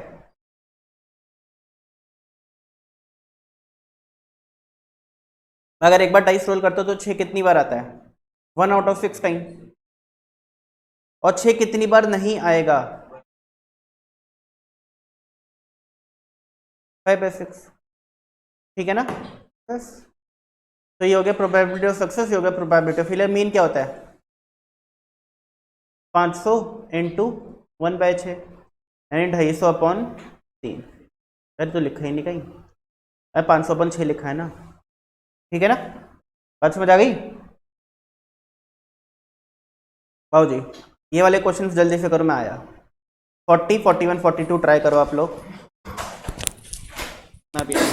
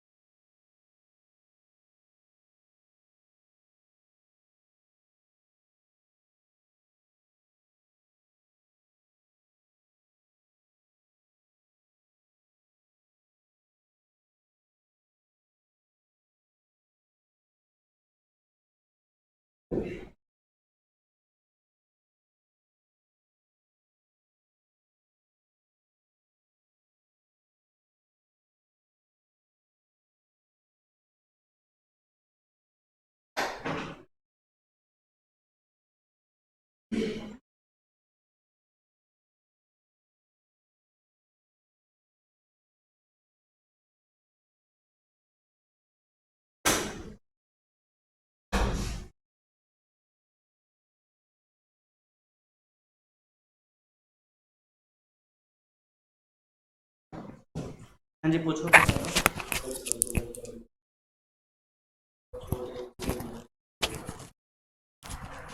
वीडियो नहीं देखी क्या? अच्छा समझा दूंगा, कल क्लास के बाद समझाता हूँ, ठीक है। हाँ जी 40th का आंसर बताओ। क्या है? बी कैसे निकाला? Standard deviation. अरे स्टैंडर्ड डेविएशन निकालना है, मैंने तो मीन निकालना सिखाया था। स्टैंडर्ड डेविएशन का फॉर्मूला क्या होता है? N into P into Q का स्क्वायर रूट। कितना आ जाएगा ये? 2500 अपॉन 36 का स्क्वायर रूट कितना हो जाएगा? 50 अपॉन। बात समझ आ गई है ना? Binomial distribution if mean is equal to 20, यानी एनपी कितना दिया हुआ है? 20। Square root of NP Q कितना दिया हुआ है? Standard deviation is 4। तो एन की आपको वैल्यू निकालनी है, तो इसमें स्क्वायरिंग बोथ साइड्स कर दें, तो N P Q is equal to 16 हो जाएगा। स्क्वायर से स्क्वायर रूट कट जाएगा और 4 का स्क्वायर 16 हो जाएगा। एन पी अगर 20 है, एन पी क्यू अगर 16 है, तो 20 क्यू इज इक्वल टू 16 लिख सकता हूँ। एन पी की जगह मैंने 20 लिख दिया और क्यू की जगह क्यू और इज इक्वल टू 16। तो क्यू की क्या वैल्यू हो गई? यानी कि 4/5। तो पी कितना आ जाएगा? 1/5। समझ आ गई बात? क्लियर है? अब बताइए, आपको एन की वैल्यू निकालनी है, हमने पी और क्यू निकाल दिया। पी कितना रहा? 1/5। मुझे क्या पता है कि एन इंटू पी क्वेश्चन में कितना गिवन है? 20। एन की वैल्यू तो नहीं पता, बट पी की वैल्यू कितनी है? 1/5। तो एन कितना आ जाएगा? 20 इंटू 5 100। समझ आ गई बात? इजी। तो ये इस टाइप के क्वेश्चन ही आते हैं। मैंने क्या बोला कि प्रॉपर्टी बेस्ड क्वेश्चन एग्जाम में ज्यादा आते हैं इस चैप्टर से। यही है वो क्वेश्चंस जो प्रॉपर्टी बेस्ड हैं। प्रॉपर्टीज आती हैं तो कर लोगे, नहीं आती तो नहीं कर पाओगे। है इजी। चैप्टर का वेटेज अराउंड 3 नंबर तक का, 3 मैक्स टू मैक्स 4, 2 का भी आ सकता है, मैक्स टू मैक्स 4 का आएगा, बट इससे ज्यादा का मुझे नहीं लगता आएगा। बात समझ आ गई ना? अगला क्वेश्चन करें। In a binomial distribution of n is equal to 4, p is equal to 1/3, then the value of variance is। n कितना है? 4, p कितना है? 1/3, तो q कितना होगा? तो 8/6 यानी कि 4/3 की ऑप्शन। समझ आ गई बात? अब थोड़े मुश्किल क्वेश्चन करते हैं तो सब तुम कर लोगे, मुझे पता है।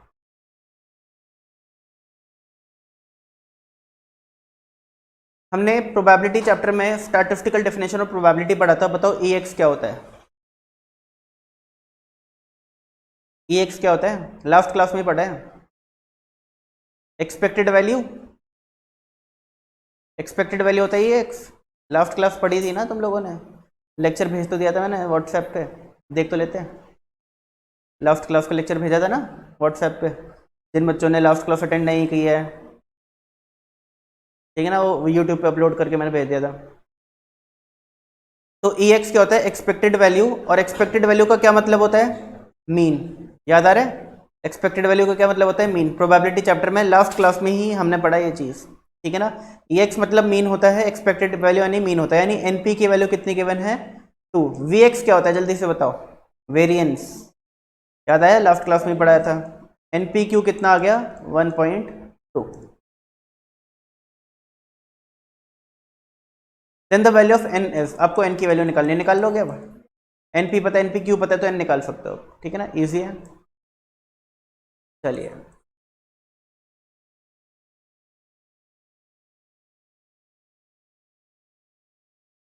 47th क्वेश्चन ट्राई करें। In a binomial random variable in a game of four trials, probability of x is equal to 2 is 2 by 8 by 27. Then the variance, सबसे वेरिएंस पूछ रहा है, तो पहले तो वेरिएंस यानी कि NPQ पूछ रहा है, क्लियर है। अब मुझे एक बात बताइए, पी एक्स का फॉर्मूला क्या होता है? एन पी एक्स पी की पावर एक्स क्यू की पावर एन माइनस एक्स। हमें P X is equal to 2 की वैल्यू 8 बाई 27 गिवन है, यानी पी एक्स 8 बाई 27 गिवन है। कब? जब n 4 है, x हमारा 2 है, p हमें पता नहीं, x 2 है, और q कितना हो गया? 4 माइनस 2 यानी कि अगेन 2। बात समझ आ गई? क्लियर है ना? n माइनस एक्स यानी कि 4 माइनस 2 2। बताइए अब क्या करें? 8 बाय 27 4 सी 2 कितना होता है?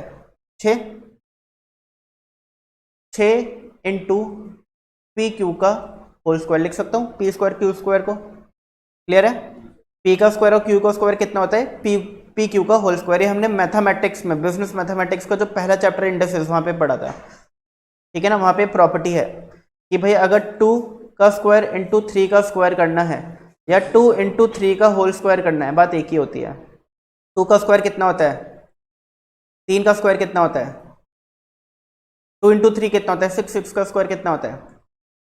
ठीक है ना, तो बात एक ही है। अब मुझे बताइए कि भाई पी क्यू का होल स्क्वायर कितना हो जाएगा? 8/27 और 6 इधर जा करके इंटू 1/6, क्लियर है। कि मैंने इक्वल टू के एक साइड रखा और 6 को दूसरी साइड पहुंचा दिया।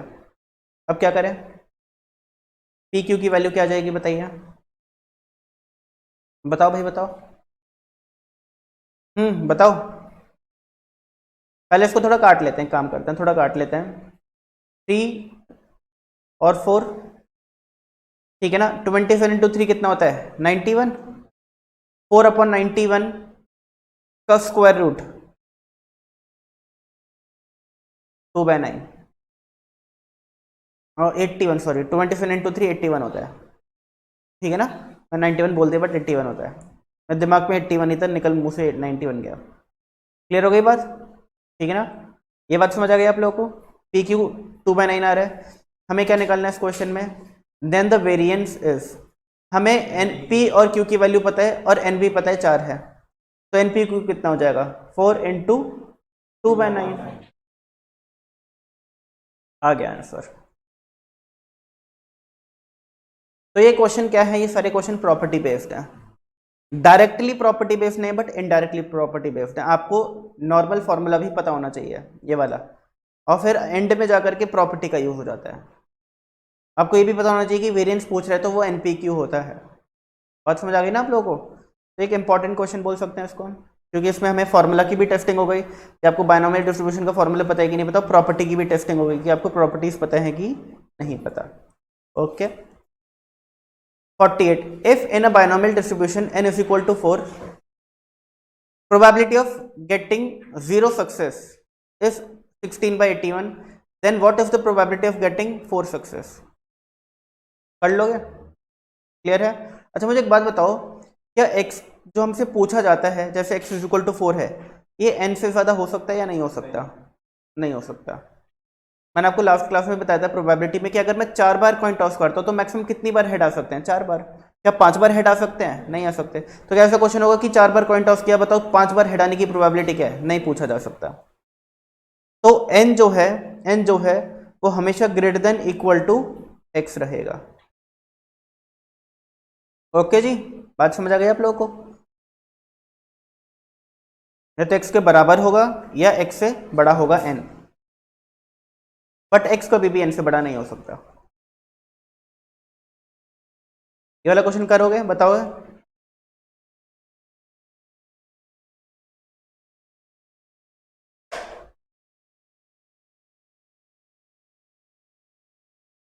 NCR 0.5 to the power y, 0.5 to the power 10 minus r। बताओ जी क्या है ये?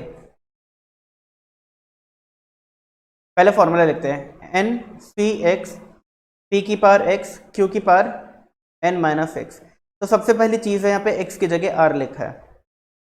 अब r कहाँ पे आ रहा है? 10 माइनस r, 10 माइनस r, यानी ये वाली चीज और ये वाली चीज एक ही बात है। बताओ कि हाँ या ना है। और 0.5 टू द पावर y और p की पावर x एक ही बात है। बताओ हाँ या ना। अच्छा, ये y ना लिख करके इसको r ही लिख लो, r, ये मिसप्रिंट हो गया, ये r ही होगा, ठीक है ना। तो क्या हो जाएगा? एन सी आर पी की पावर r क्यू की पावर n माइनस r। बात समझ आ गई आप लोगों को? क्लियर है? अब अगर मैं इस चीज को कंपेयर करूं, ठीक है ना, तो मैं क्या ये बोल सकता हूं कि n 10 है, p 1/5 है और q भी 1/5 है। बताओ, अगर मैं ये बोल सकता हूं तो क्या मैं मीन की वैल्यू बता सकता हूं क्या होगी? n into P. क्लियर हो गई बात? क्लियर हो गई? समझ आया? ठीक है ना। इस चीज को मैंने सिंपली कंपेयर किया फॉर्मूले से और देख लिया कि n क्या है, p क्या है, q क्या है। और मुझे पता है मीन निकालने हैं अगर, तो मीन का फॉर्मूला होता है n इंटू पी, और मुझे n और p कंपैरिजन से पता चलेगा कि 10 और 1/2 है, तो मीन निकाल दिया। 10 इंटू 1/2 कितना हो गया? 5 हो गया।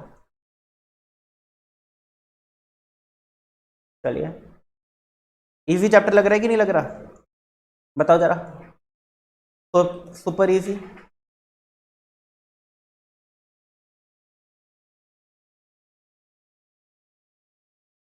$52. If the overall percentage of success in an exam is 60, what is the probability that out of a group of 4 students, at least one has passed? कर सकते हो क्या?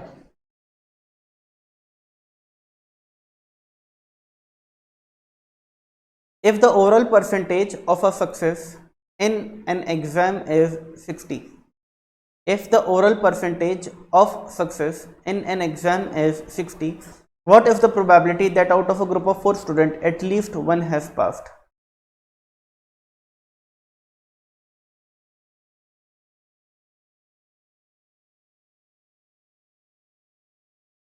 बताओ भाई।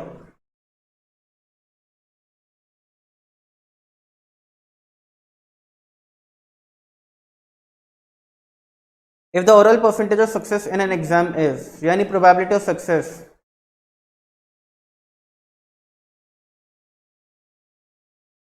3/5 है, तो probability of failure कितना हो गया? इतना समझ आ गया? क्लियर है?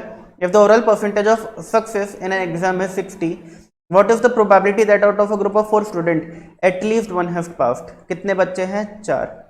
At least one has passed का क्या मतलब है ये बताओ? कम से कम एक पास हुआ है, ये मतलब है इसका। कम से कम एक पास हुआ है। प्रोबेबिलिटी की कम से कम एक पास हुआ है, तो हमें किस किस चीज की प्रोबेबिलिटी निकालनी है? प्रोबेबिलिटी की एक पास हुआ है, प्रोबेबिलिटी की 2 पास हुए हैं, प्रोबेबिलिटी की 3 पास हुए हैं, प्रोबेबिलिटी की 4 पास हुए हैं। ये प्रोबेबिलिटी हमको निकालनी है। अगर मैं बोलता हूं कि मैंने एक डाइस रोल किया, डाइस होता है लूडो वाला, रोल किया, व्हाट इज द प्रोबेबिलिटी की जो नंबर है वो एटलीस्ट 3 आया होगा, एटलीस्ट 3 आया होगा, इसकी प्रोबेबिलिटी जाननी है। तो अब क्या बोलोगे कि 3 आएगा वो भी मेरी प्रोबेबिलिटी में काउंट होगा, 4 आएगा वो भी प्रोबेबिलिटी में काउंट होगा, 5 और 6 भी काउंट होगा, और हर एक की प्रोबेबिलिटी कितनी है? तो आंसर क्या आ गया? 4/6। वही सेम चीज आपको यहाँ पे करनी है। आपको बताना है कि एटलीस्ट वन हैज पास्ड का ये मतलब है कि कम से कम एक बच्चा पास हुआ है, यानी कि x इज इक्वल टू 1, 2, 3 और 4। इन सभी x की मुझे वैल्यूज निकालना है, उन सभी वैल्यूज को ऐड करना है, तब जाकर के मेरा फाइनल आंसर आएगा। अच्छा, मुझे एक बात बताओ, क्या मैं ये बोल सकता हूँ? बहुत ध्यान से सुनना मेरी बात। अभी मैंने आपको एक एग्जांपल दिया कि कम से कम 3 आया होगा, कम से कम 3 आया होगा, इसकी प्रोबेबिलिटी कितनी आई? 4/6। कम से कम 3 आया होगा की प्रोबेबिलिटी है 4/6। अगर मैं बोलूं कि कम से कम 3 आया होगा का उल्टा क्या होता है, तो आप क्या बोलोगे? क्या बोलोगे कि 3 से कम आया होगा उसकी प्रोबेबिलिटी क्या है? अपोजिट उसका। कम से कम 3 आया होगा का क्या मतलब है? 3 आएगा, 4 आएगा, 5 आएगा, 6 आएगा, वो मेरे लिए क्या है? सक्सेस है। अब मैं जानना चाहता हूं कि इसका अपोजिट क्या है। इसका अपोजिट है कि 3 से छोटा नंबर आया होगा, इसकी प्रोबेबिलिटी क्या है? तो 1 और 2 आया होगा, उसकी प्रोबेबिलिटी होगी 2/6। तो at least 3 and number less than 3 का टोटल, इन दोनों प्रोबेबिलिटीज का टोटल कितना होगा? 1 होगा। बात समझ आई ना आपको? अब एक बात बताओ, अगर मैं आपको बोलूं कि भाई आपको एक बार x की वैल्यू 1 पुट करके प्रोबेबिलिटी निकालनी है, फिर 2 पुट करके प्रोबेबिलिटी निकालनी है, 3 पुट करके प्रोबेबिलिटी निकालनी है और 4 पुट करके फिर प्रोबेबिलिटी निकालनी है, तो बहुत लेंदी हो गया। इसको छोटा किया जा सकता है क्या? सेम लॉजिक लगाना है आपको, जो भी मैंने आपको समझाया। मैं ये बोल सकता हूँ कि x क्या निकालना है मुझे? एटलीस्ट 1, यानी x greater than equal to 1 की प्रोबेबिलिटी निकालनी है। तो क्या मैं इसको 1 minus probability of x is equal to 0 ऐसे निकाल सकता हूँ? जल्दी बताओ, ये बहुत इंपॉर्टेंट चीज है, समझना। हाँ, अगर मुझे प्रोबेबिलिटी ये पता चल जाए डाइस रोल करने पे कि 1 या 2 आने की क्या है, और वो मैं 1 में से वो प्रोबेबिलिटी माइनस कर दूं, तो एटलीस्ट 3 की प्रोबेबिलिटी का आंसर नहीं आ जाएगा? यानी कि अगर मैं 1 में 2/6 माइनस कर दूं तो 4/6 ही तो आएगा। बात समझ आई ना आप लोगों को? वही सेम चीज यहाँ पे करनी है। अगर मैं ये पता लगा दूं कि एक भी बच्चा पास नहीं हुआ होगा, इसकी क्या प्रोबेबिलिटी है, और 1 में से ये प्रोबेबिलिटी माइनस कर दूं, तो क्या प्रोबेबिलिटी आ जाएगी कि कम से कम एक बच्चा तो पास हुआ होगा। बात समझ आ गई आपको? अब इससे क्या होगा, मेरा क्वेश्चन बहुत ईजी हो जाएगा ये वाला। इसको करने के 2 तरीके हैं। एक तरीका तो क्या है कि आप जो फॉर्मूला होता है पी एक्स का, एन सी एक्स पी की पावर एक्स क्यू की पावर एन माइनस एक्स, तो एक्स की वैल्यू एक बार 1 डालो, एक बार 2 डालो, एक बार 3 डालो, एक बार 4 डालो, सॉल्व करो पूरा पूरा और एंड में चारों आंसर को ऐड कर दो। और दूसरा तरीका क्या है कि x की वैल्यू एक बार 0 डालो, जो भी आंसर आ रहा है 1 में से वो आंसर माइनस कर दो। बात समझ आ गई ना आप लोगों को? ये बहुत इंपॉर्टेंट चीज़ है। तो जो बच्चे ऑनलाइन देख रहे हैं, आपको ये बात समझ आई?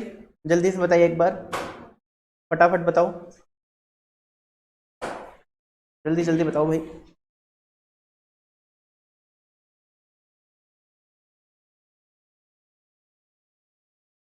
Okay, very good. अब हम क्या करने वाले हैं? Probability of x is equal to 0 निकालने वाले हैं। फिर बताइए जी, कितने बच्चे हैं? 4।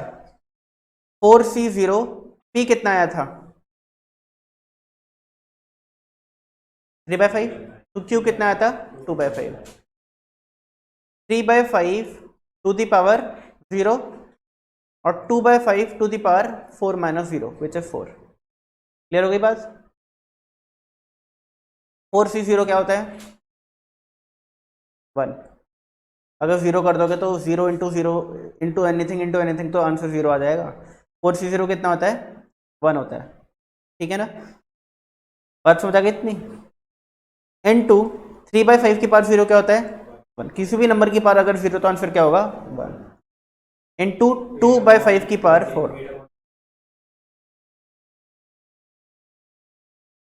2 2 4, 2 2 4, 2 2 16, 5 5 25, 5 125, 5 625। तो आंसर आ जाएगा 16/625। ठीक है, बात समझ आ गई? चलो, अब क्वेश्चन क्या बोल रहा था? At least 1 has passed.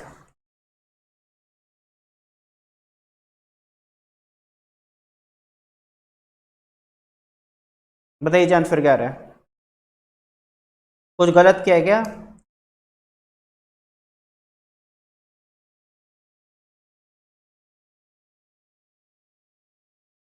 छह सौ 9/625 कितना आ रहा है? 0.9744। ये आ गया बी ऑप्शन। हाँ जी, कोई डाउट आपको? आप कुछ पूछ रहे थे, समझ आ गया? 100% श्योर? पूछ क्या रहे थे फिर तुम? समझ आ गई ना? हाँ, मुझसे पूछ लिया करो यार। तुमने फीस किसको दी, उसको या मुझे? मुझे दे, मुझसे पूछ लिया करो। ठीक है ना? अब हो सकता है उसे गलत समझाओ, उसने तुम्हें गलत समझा दिया तो? हाँ, हो सकता है, मैं ये नहीं बोल रहा कि उसे गलत समझ आया, बट हो सकता है। ठीक है, मुझसे पूछ लिया करो यार, मैं बैठा ही इसलिए यहाँ पर। हाँ जी, समझ आ गया क्वेश्चन? तो इस टाइप के क्वेश्चन भी ऐसे सॉल्व हो सकते हैं। समझ आ रही है बात? बायनॉमियल डिस्ट्रीब्यूशन का यूज करके। तो ये मत सोचना सिर्फ सिक्के उछालने वाले क्वेश्चन यहाँ से सॉल्व कर सकते हो, आप कोई भी क्वेश्चन यहाँ से सॉल्व कर सकते हो। दो आउटकम्स होने चाहिए, तो आपको दिमाग में क्या लगा था कि सर एक कॉइन ही तो होता है जिसमें दो आउटकम्स होते हैं, एक हेड एक टेल, तो उस दो आउटकम्स का वो मतलब नहीं था। उस दो आउटकम का मतलब था कि एक होता है सक्सेस तो एक होता है फेलियर। यहाँ पर सक्सेस क्या है, अगर at least one student has passed तो सक्सेस क्या है, एक बच्चा पास हुआ है, दो बच्चे पास हुए, तीन बच्चे हुए हैं, चार बच्चे पास हुए हैं, ये सक्सेस है। तो फेलियर क्या है, एक भी बच्चा पास नहीं हुआ, ऐसे समझ के चलो। वैसे तो ये चीज़ यहाँ पे अप्लाई नहीं होगी क्योंकि यहाँ पे सक्सेस एंड फेलियर ये चीज़ है कि percentage of success in exam में 60, ठीक है ना, तो 60/100 सक्सेस है, तो 40/100 फेलियर है। और समझ आइए ना आपको, होमवर्क कर लोगे इसको। आपका अगर true and false answer type question है, true and false answer type question है, तो बताओ सही होने की प्रोबेबिलिटी क्या है और गलत होने की 1/2। मैंने आपको एक क्वेश्चन दिया और बोला कि ट्रू और फॉल्स में से एक टिक करो, तो सही होने की, अगर आपको आंसर पता है तो प्रोबेबिलिटी 1 है कि 100% सही करोगे फिर तो। बट अगर आंसर नहीं पता तो सही होने के चांसेस भी 1/2 है एंड गलत होने के भी 1/2 है। और कितने क्वेश्चन है, 5। आपको बताने कि आपने 3 करेक्ट गैसेस किए होंगे, ये इन्फॉर्मेशन यूज करके आपको इसका आंसर निकाल लेना है। बात समझ आ गई, क्लियर है। एक बार ट्राई करना है इस क्वेश्चन को,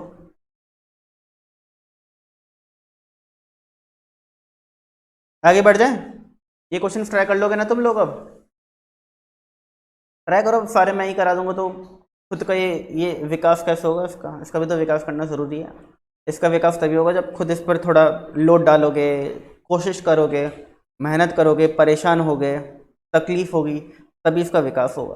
समझ गए ना, ये मत सोचना कि एकदम ही मैं कराता जाऊँ स्पून फीडिंग से आप ये डेवलप हो रहा है, ऐसा कुछ नहीं होता। ठीक है ना, लोहा तभी शेप लेता है जब उसको गर्म करके एकदम अच्छे से मारा जाए, ठीक है ना, तभी वो शेप लेता है। तो दिमाग भी तभी शेप लेता है जब उस पर लोड आए, बार बार चीज़ों को रिपीट किया जाए। चलो,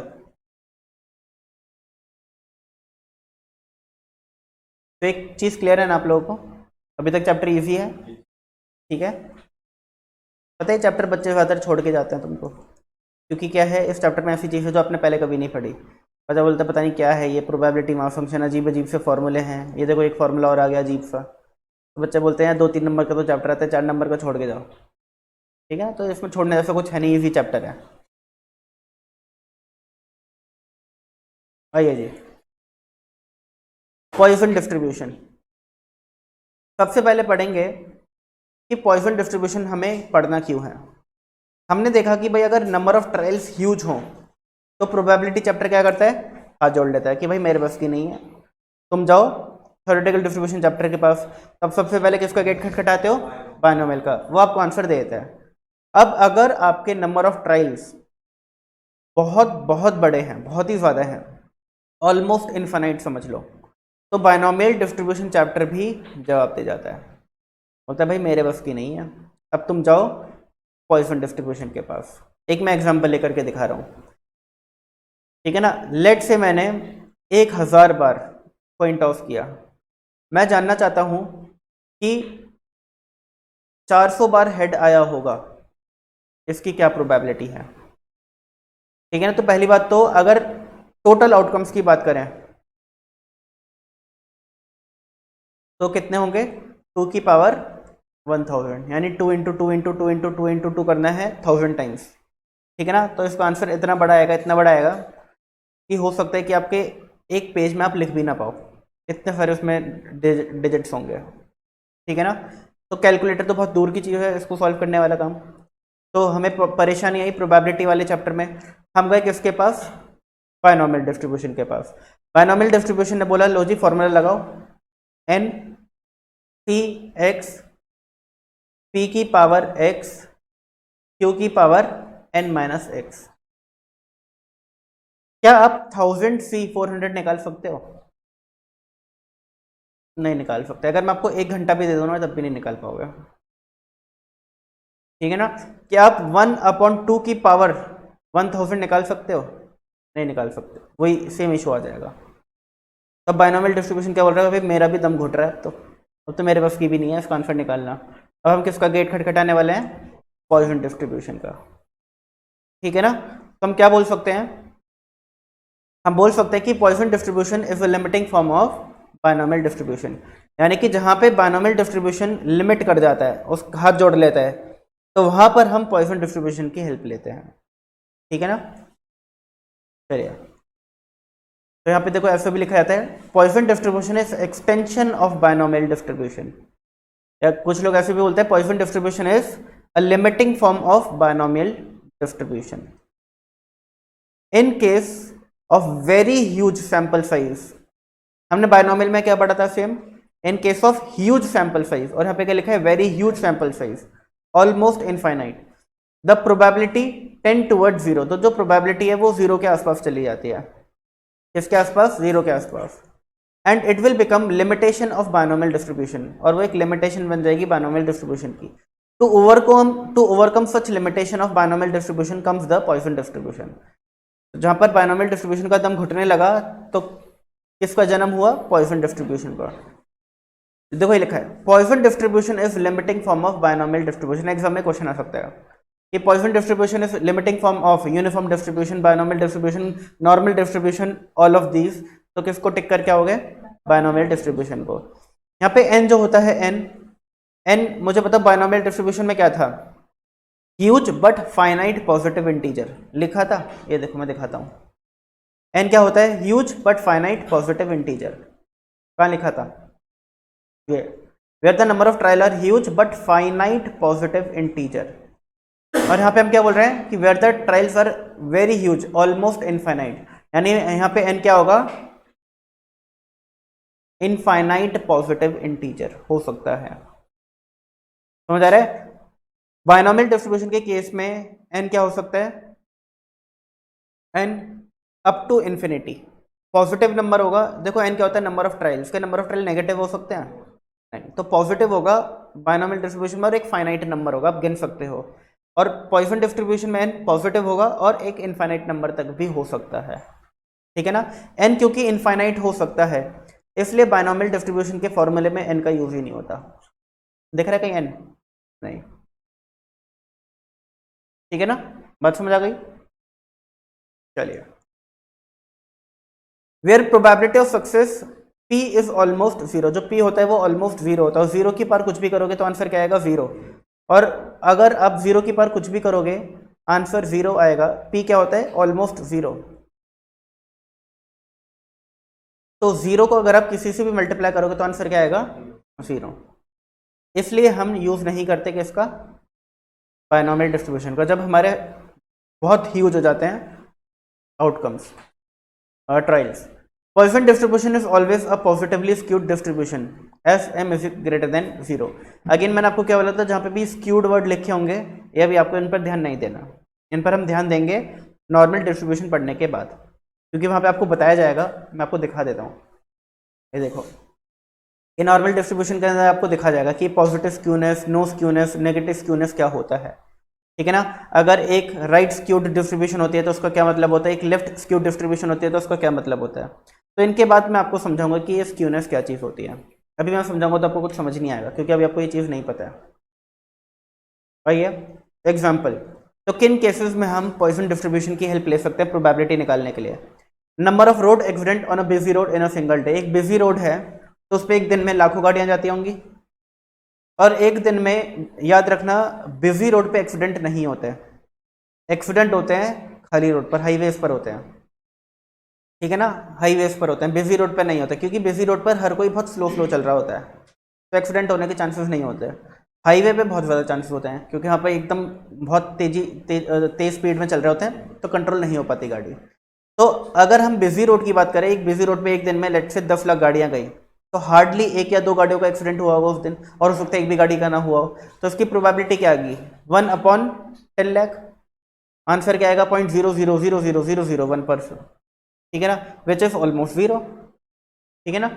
तो इस टाइप के जब प्रोबेबिलिटीज निकालनी होती है तो हम किसका यूज करते हैं, पॉइसन डिस्ट्रीब्यूशन का। प्रिंटिंग मिस्टेक पर पेज इन अ बुक, ठीक है ना, एक बुक में हजारों वर्ड्स होते हैं, लेकिन मिस्टेक्स कितनी होती हैं, 2 या 3 या 4 या 5, ठीक है ना।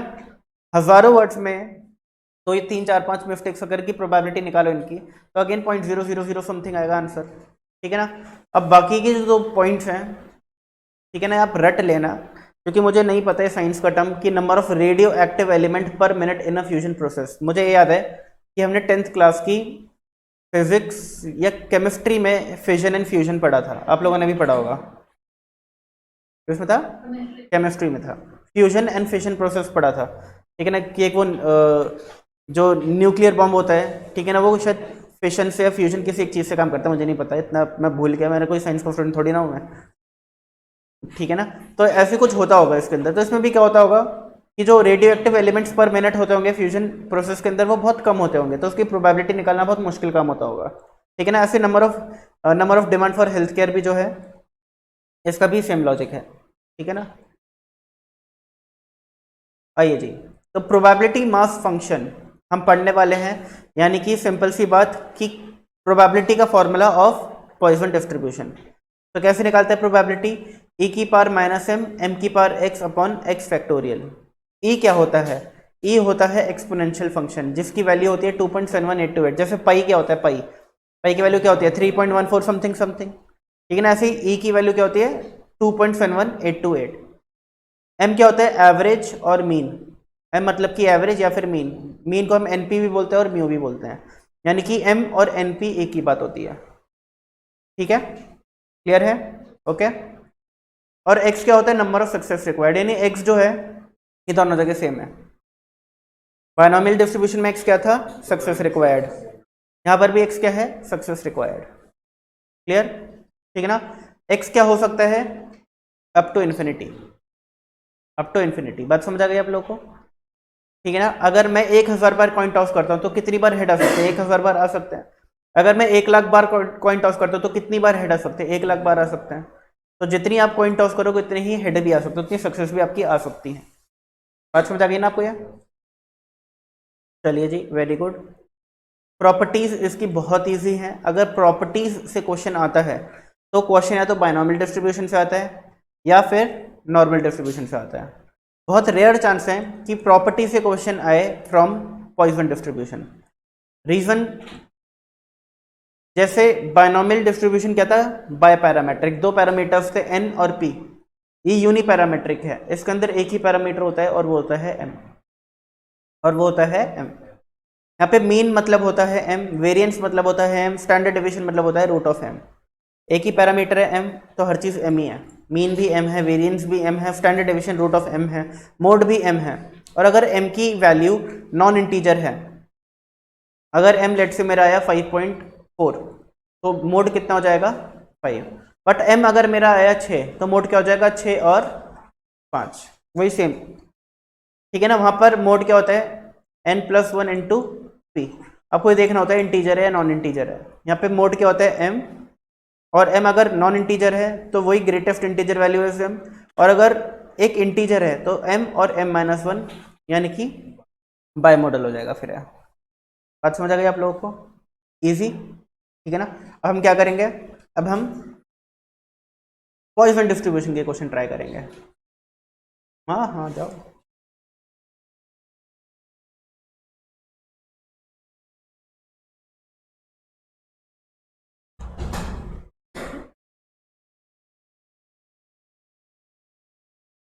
अच्छा, मैं एक चीज बताता हूँ, ये जो क्वेश्चंस है ना, ये इंस्टीट्यूट की बुक में भी गिवन है, और इंस्टीट्यूट की बुक में क्लियरली गिवन है कि दीज आर 5 मार्कर क्वेश्चन, ठीक है ना, यानी कि एग्जाम में नहीं आएंगे। इनडायरेक्टली इंस्टीट्यूट क्या बोल रहा है? सी इंस्टीट्यूट बोल रहा है कि दीज आर 5 मार्कर क्वेश्चन, और इंस्टीट्यूट ये भी बोलता है कि हमारे एग्जाम में 1 मार्कर क्वेश्चन आता है, यानी कि ये क्वेश्चन एग्जाम में नहीं आएंगे। मेरी बुक में भी है, इंस्टीट्यूट की बुक में भी है, एंड रीजन क्या है? प्रैक्टिस की, प्रैक्टिस कर लो, बहुत है। बट आप ये मत सोचना कि एक क्वेश्चन एग्जाम में आएंगे, क्योंकि इनका सोल्यूशन बहुत लेंथी होता है। अभी हमने करे भी 2-4 क्वेश्चन, ठीक है ना, लेंथी सोल्यूशन होता है, इसका तो बहुत लेंथी है। मैं एक बार आपको समझा देता हूँ, आप ट्राई करना चाहो प्रैक्टिस के लिए कर सकते हो। देखो जी, a coin of tossed 10 times, अगर कॉइन की बात हो रही है तो P और Q हमेशा 1/2 होगा, ठीक है ना। What is the probability of getting at least 4 heads? बताओ जी क्या निकालना है, ये निकालना है। Probability of getting at least 4 heads का क्या मतलब है, कम से कम 4 हेड्स, यानी 4 भी आ जाए, 5 आ जाए, 6 आ जाए, 7 आ जाए, 8 आ जाए, 9 आ जाए, 10 आ जाए, मेरा काम चल जाएगा। 10 से ज़्यादा तो नहीं आ सकते हेड, नहीं आ सकते। अब अगर आप पहले एन सी एक्स पी की पावर एक्स क्यू की पावर एन माइनस एक्स में पहले एक्स आपको क्या डालना होगा 4, आंसर निकालना होगा, फिर 5 आंसर निकालना होगा, फिर 6, फिर 7, फिर 8, फिर 9, फिर 10, सारे आंसर्स को ऐड करना होगा, बहुत टाइम लगेगा। इसका एक छोटा तरीका है, आप बोल सकते हो 1 minus probability of x smaller than 4, यानी कि 0, 1, 2 और 3। अगर आप प्रोबेबिलिटी निकाल लेते हो किसकी, कि एक भी हेड नहीं आएगा, या एक हेड आएगा, या 2 हेड आएंगे, या 3 हेड आएंगे, इनकी प्रोबेबिलिटी को ऐड करते हो और 1 में से माइनस कर देते हो, तो आपका इसका आंसर आ जाएगा। बात समझ आ गई आप लोगों को, ये समझ आ गया, क्लियर है, पक्की बात, ठीक है ना। मैं दोबारा बता देता हूँ, एक भी बार हेड नहीं आएगा, एक बार हेड आएगा, 2 बार हेड आएगा, 3 बार हेड आएगा, 4 बार हेड आएगा, 5 बार हेड आएगा, 6 बार हेड आएगा, 7 बार हेड, 8 बार हेड, 9 बार हेड और 10 बार हेड, इतनी बार हेड आ सकता है। हर एक की कोई ना कोई प्रोबेबिलिटी होगी, 0 टाइम्स हेड आने की प्रोबेबिलिटी, 1 टाइम हेड आने की प्रोबेबिलिटी, 2 टाइम हेड आने की प्रोबेबिलिटी, और इन सभी प्रोबेबिलिटीज का टोटल कितना होगा, 1, ठीक है ना। अब अगर क्वेश्चन बोलता है कि what is the probability of getting at least 4 heads, at least 4 heads, यानी कि मुझे इन सभी की प्रोबेबिलिटीज का सम निकालना है, और मुझे पता है कि इन सभी प्रोबेबिलिटीज का सम कितना होगा, 1 होगा। तो मैं क्या कर सकता हूँ, 4, 5, 6, 7, 8, 9, 10 की प्रोबेबिलिटी को निकालो और उसको ऐड करो। इससे छोटा काम है कि 0, 1, 2, 3 की प्रोबेबिलिटी निकालो, 1 में से ये माइनस कर दो, तो आपका आंसर जल्दी आ जाएगा।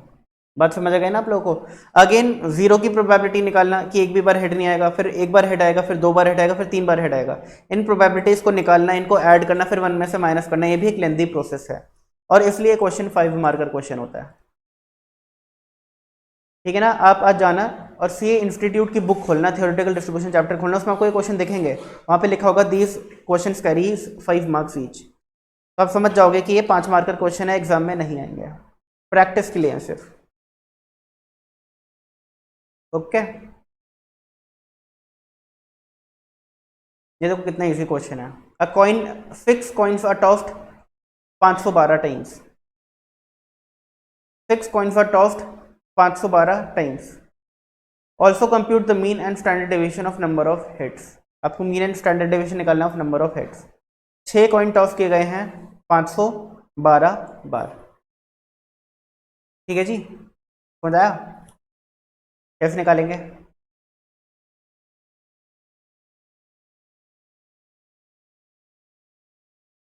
और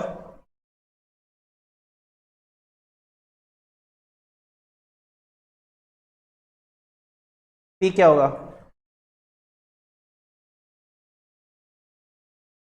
ठीक है ना, तो आंसर क्या आ जाएगा, ये मीन क्या होगा एन इंटू पी, और स्टैंडर्ड डेविएशन क्या होगा 6 इंटू 1/2 इंटू 1/2 का स्क्वायर रूट, ठीक है ना, यानी 6/4, 6/4 यानी कि 1.5, और इसका स्क्वायर रूट होता है 1.22, क्लियर है।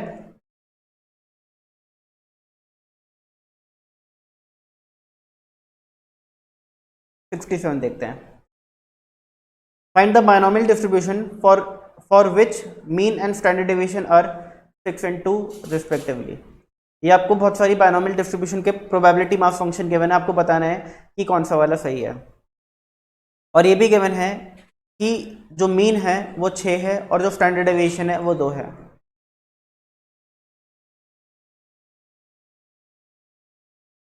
ये 2 इन्फॉर्मेशन आपको गिवन है, आपको बताना है कि कौन सी वाली सही है इसके अंदर, बता सकते हो क्या।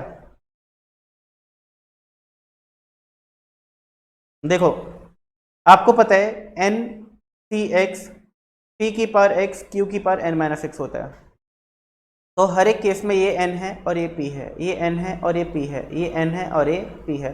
मुझे बताइए किस केस में एन और पी का मल्टीप्लिकेशन 6 आ रहा है। 15 इंटू 1/3 कितना होता है 5, गलत हो गई। 18 इंटू 1/3 कितना होता है, सही हो गई। 19 इंटू 1/3 6 नहीं होगा, 17 इंटू 1/3 भी 6 नहीं होगा, बी ऑप्शन सही हो गया। है इजी, समझ आ गई ना बात।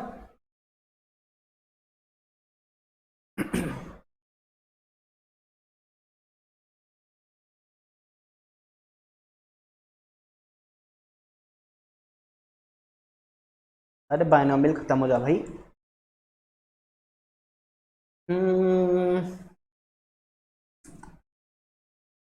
ये वाला क्वेश्चन कैसे करोगे। For a binomial distribution fit, ये फिट लिखा होगा, fit a binomial distribution to the following data. ये जो डेटा है आपका, इसमें कौन सी बायनोमियल डिस्ट्रीब्यूशन अच्छे से फिट होगी, बताओ जी कैसे करोगे।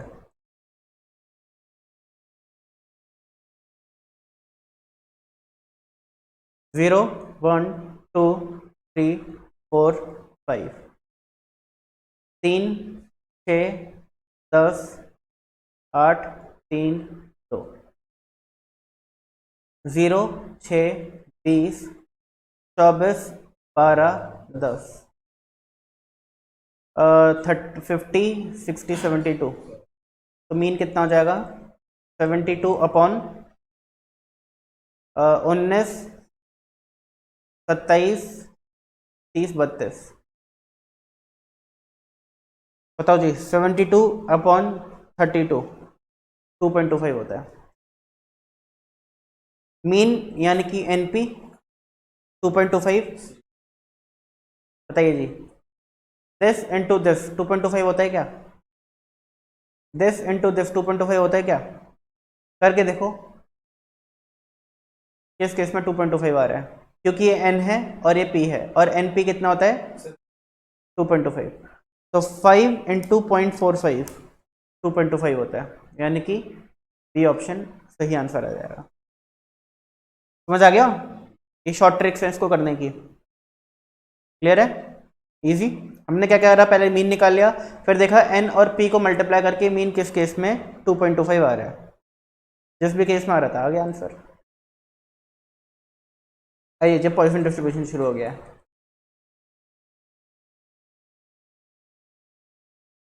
हाँ जी, standard deviation of Poisson distribution क्या होता है, जल्दी से बताओ। Root of m, root of m, root of M.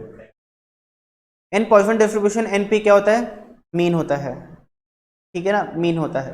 अच्छा यहाँ पे तो फाइनाइट इनफाइनाइट ये सब चीज़ पूछी गई है, फाइनाइट हो जाएगा। क्यों होगा मैं आपको बताता हूँ। एन क्या होता है ऑलमोस्ट इनफाइनाइट, और पी क्या होता है ऑलमोस्ट जीरो। तो जब एक बहुत ह्यूज नंबर को एक बहुत छोटे नंबर से मल्टीप्लाई करते हैं तो आंसर एक फाइनाइट एक छोटा नंबर आ जाता है। बात समझ आ गई आपको, ये जीरो नहीं होता, पी ऑलमोस्ट जीरो होता है। बात समझ आ गई आपको। और ये एन जो होता है ये बहुत ह्यूज नंबर होता है, बहुत ह्यूज नंबर। तो एक बहुत ह्यूज नंबर को एक ऑलमोस्ट जीरो के बराबर नंबर से मल्टीप्लाई करो तो आंसर एक फाइनाइट नंबर आता है। जैसे कि देखो लेट से आपका एन जो है ये है, और आपको जो पी है पी वो पॉइंट ये है, इन दोनों का मल्टीप्लिकेशन क्या होगा, 1 2 3 1 2 3 1 पॉइंट 1 2 3 4 5 1 2 3 4 5 5, ये आंसर आ रहा है 50। आगे एक फाइनाइट नंबर, समझ आ गई ना बात। चलो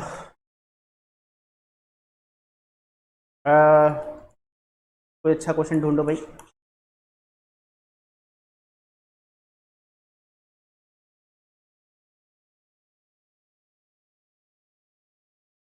चलो करके देखते हैं। For a Poisson variate X p of x is equal to 1 is equal to p of x is equal to 2, क्या हुआ होगा, हमने प्रोबेबिलिटी निकाली होगी एक सक्सेस की और प्रोबेबिलिटी निकाली होगी 2 सक्सेस की, और दोनों ही सेम आई होंगी।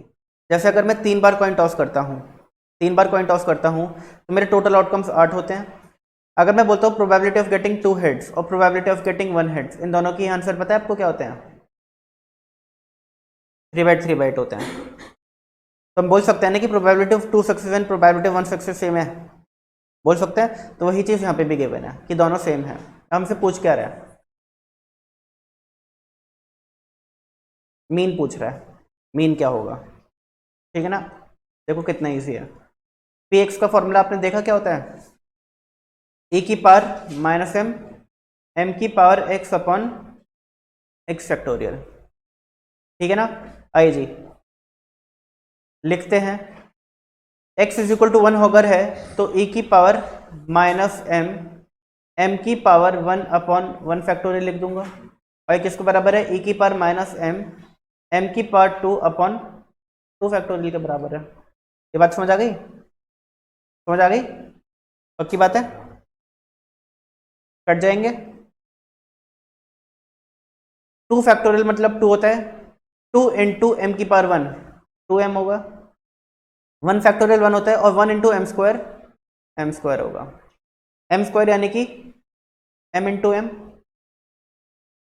कितना आ गया? 2 आ गया। लो जी, मीन ऑफ एक्स पूछा गया था। मीन क्या होता है? एम होता है। आ गया आंसर। है इजी? समझ आ गई बातें? अब 95 आप लोगों को खुद करके दिखाना, मैं बैठा हूं, जल्दी करो ट्राई।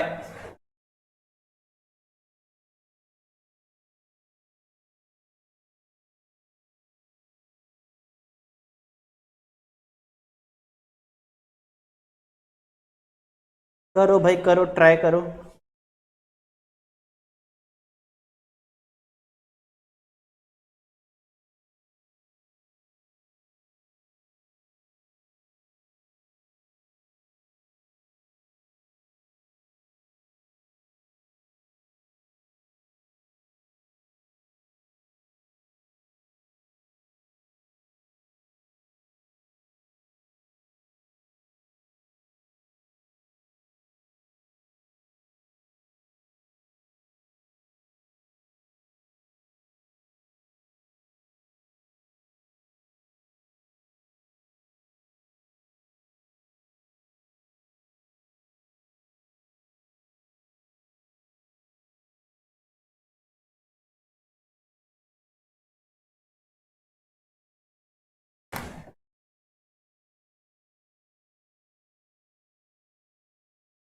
कोई नहीं, दोबारा ले लेता हूँ।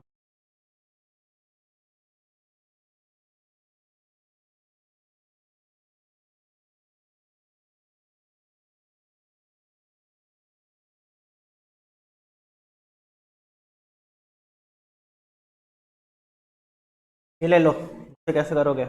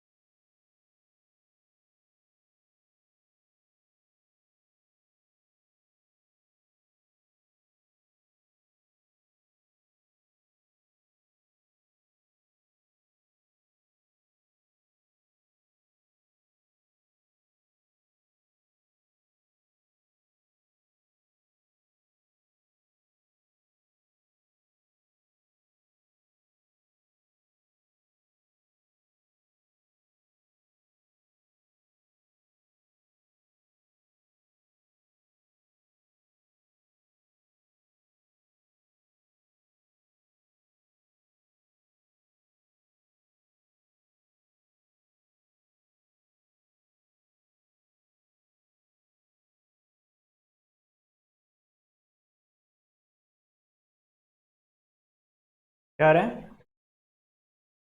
3? हाँ जी, सबका 3 आ रहा है क्या? देखिए ज़रा भाई, देखिए ज़रा। हाँ जी, एक बच्चे का और 3 आ रहा है। अरे सभी का 3 आ रहा है, वेरी गुड वेरी गुड। फिर तो सही किया होगा तुम लोगों ने, मुझे लग रहा है। सब पे एक आंसर आता तो मैं भी कॉन्फिडेंट होता, सही किया। फिर भी करके देख लेते हैं। e की पावर माइनस एम की power 2 upon 2 factorial is equal to e to the power minus m to the power 3 upon 3 factorial. यहाँ पे 2m थे, यहाँ पे 3m थे, तो 1m बच गया। 3 फैक्टोरियल इधर जाएगा, 6 हो जाएगा, और ये 2m हो जाएगा, तो m आ जाएगा। वेरी गुड, शाबाश बच्चों शाबाश। इस क्वेश्चन को मत करना। ये क्वेश्चन आप घर पे ट्राई करोगे, आपको जो गिवन है वो मैं लिख रहा हूं।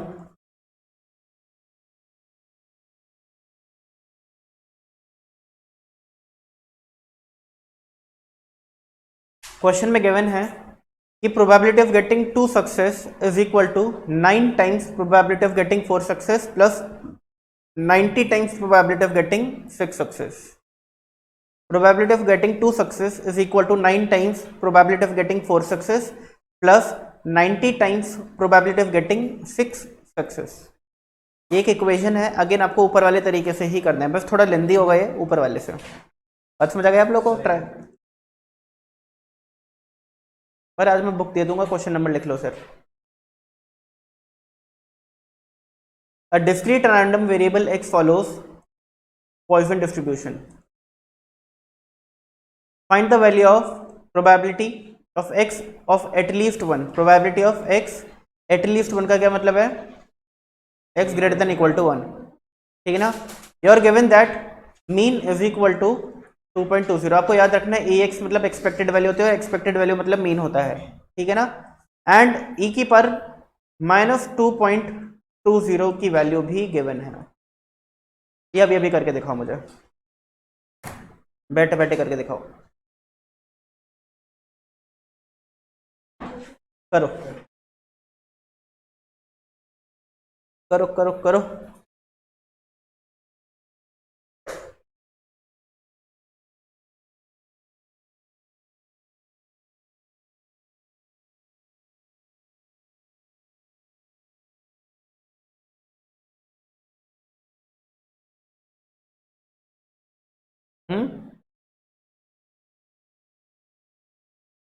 एक्स की जगह एटलीस्ट 1 का क्या मतलब है बताओ? अब आप ये पहले तो ये बताओ, आपको इस क्वेश्चन में देख के पता चल रहा है कि एक्स कितना हो सकता है?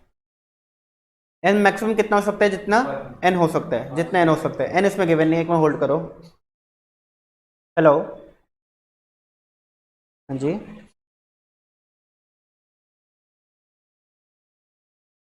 ओके। आप एक बार बेल बजा दो, घर की बेल रिंग कर दो, ऊपर से कोई आ जाएगा।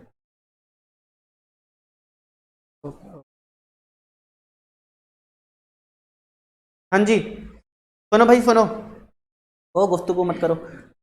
इस क्वेश्चन में क्या आपको पता है एन कितना है? नहीं पता। हमें नहीं पता कि एन कितना है, तो हमें ये भी नहीं पता एक्स कितना हो सकता है, बट हमें ये पता है कि एक्स कम से कम कितना हो सकता है? 0। 0 सक्सेस हो सकता है ना, जैसे 3 बार कॉइन टॉस करा ऐसा हो सकता है ना, एक भी बार हेड ना है, तो सक्सेस क्या हो गया? वहां पे 0 हो गया। एक्स 0 हो सकता है, 1 हो सकता है, 2 हो सकता है, कितना हो सकता है नहीं पता। यहाँ पे बोल रहा है at least 1, P of X of probability of X is equal to at least 1। क्या मैं बोल सकता हूँ कि probability of X at least 1 can be written as 1 minus probability of X is equal to 0?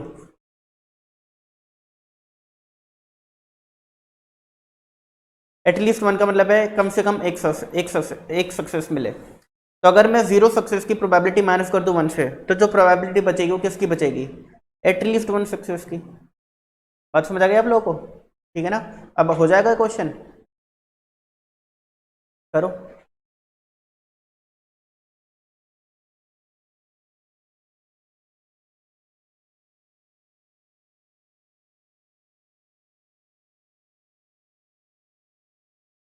दोबारा बोल रहे फॉर्मूला नालायको।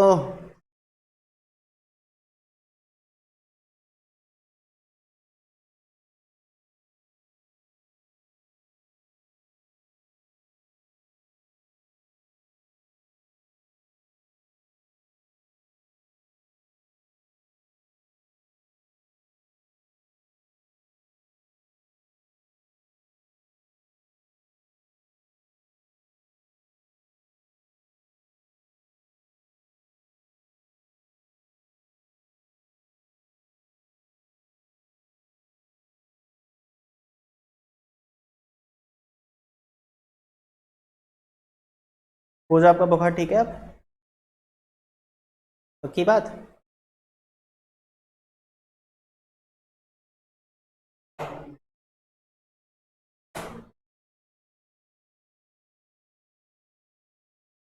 अरे क्वेश्चन 10 सेकंड का था वैसे, बहुत टाइम लगा दिया तुम लोगों ने।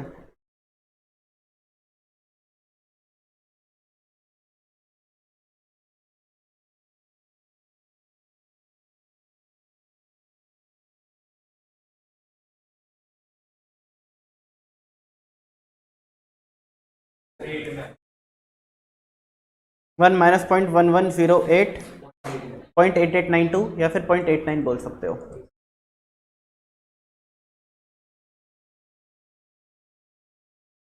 आ गया? इतना इजी क्वेश्चन था, इतना टाइम क्यों लगाया भाई तुम लोगों ने?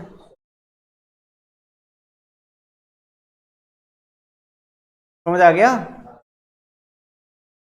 हाँ जी। नहीं आया? ई की पावर 2.2 माइनस 2.20 की पावर 0/0 फैक्टोरियल, समझ आ गया? ये आ गया। ई की पावर माइनस 2.20 की वैल्यू यहाँ पे गिवन है 0.1108 लिख दी। किसी भी नंबर की पावर जीरो हो आंसर वन होता है, और जीरो फैक्टोरियल भी वन होता है, ये हम लोगों ने पढ़ा हुआ है, ठीक है ना, एकदम बेसिक है। तो आंसर क्या आ गया? 1108 आ गया, 0.1108। ये क्या है? Probability of X is equal to zero. मेरा आंसर क्या आएगा? 1 minus probability of X is equal to zero. ये मेरा फाइनल आंसर है। तो 1 में माइनस माइनस कर दिया, 1 में मैंने माइनस कर दिया 0.1108, तो मेरा आंसर आ गया 0.8892 विच इज इक्वल टू 0.89। अब समझ आ गया पूजा? अनुष्का आ गया? निशा? अखिल? सबको आ गया ना? तुम दोनों को आ गया? हाँ समझा रहा हूँ, समझा रहा हूँ, चिंता क्यों कर रहे हो, सब समझाऊंगा।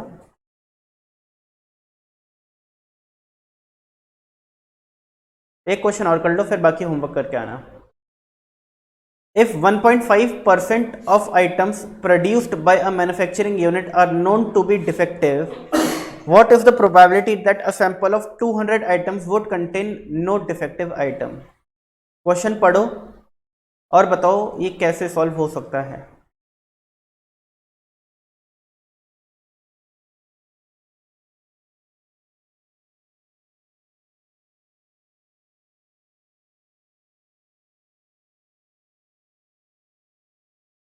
तुम्हारे पास फोन है, तुम्हारे पास व्हाट्सएप क्यों नहीं है बट?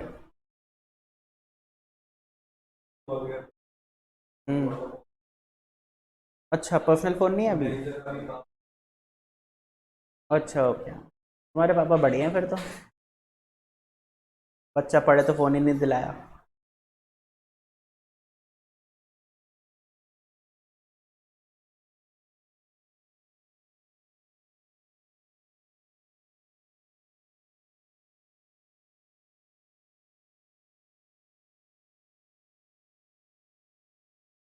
हाँ जी, एनी आइडिया कैसे करेंगे इस क्वेश्चन को?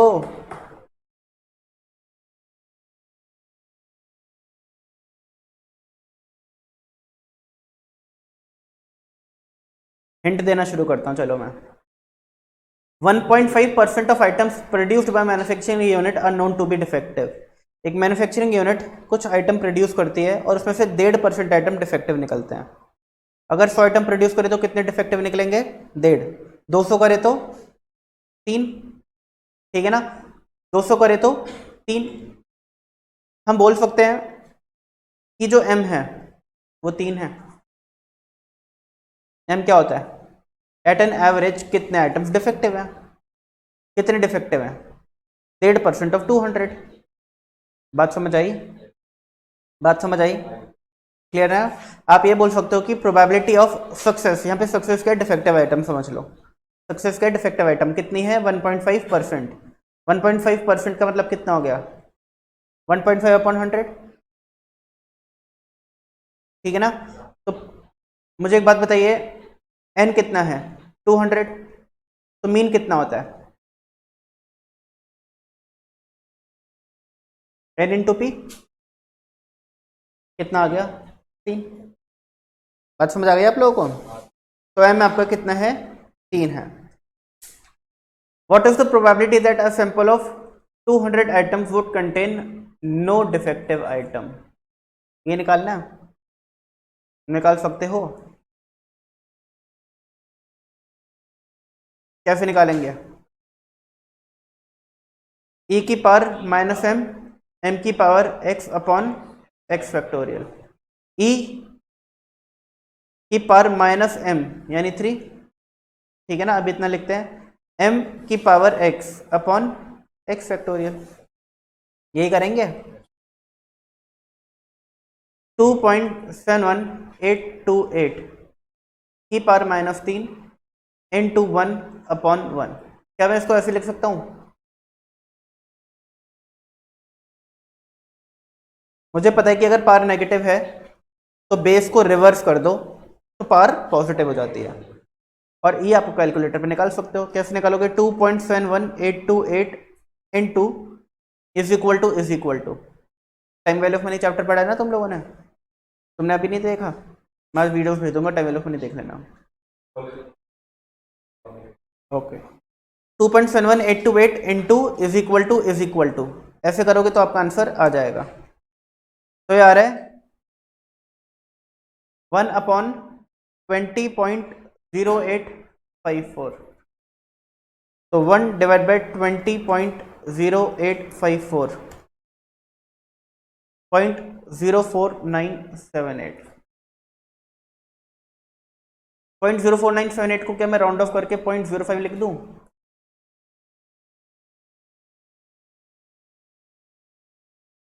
आ गई बात समझ? बताओ जी, समझ आ गया कैसे करना है? बस अब बाकी क्वेश्चन आपको खुद ट्राई करना है। ओके जी, आज के लिए इतना ही है। सभी को bye bye and take care.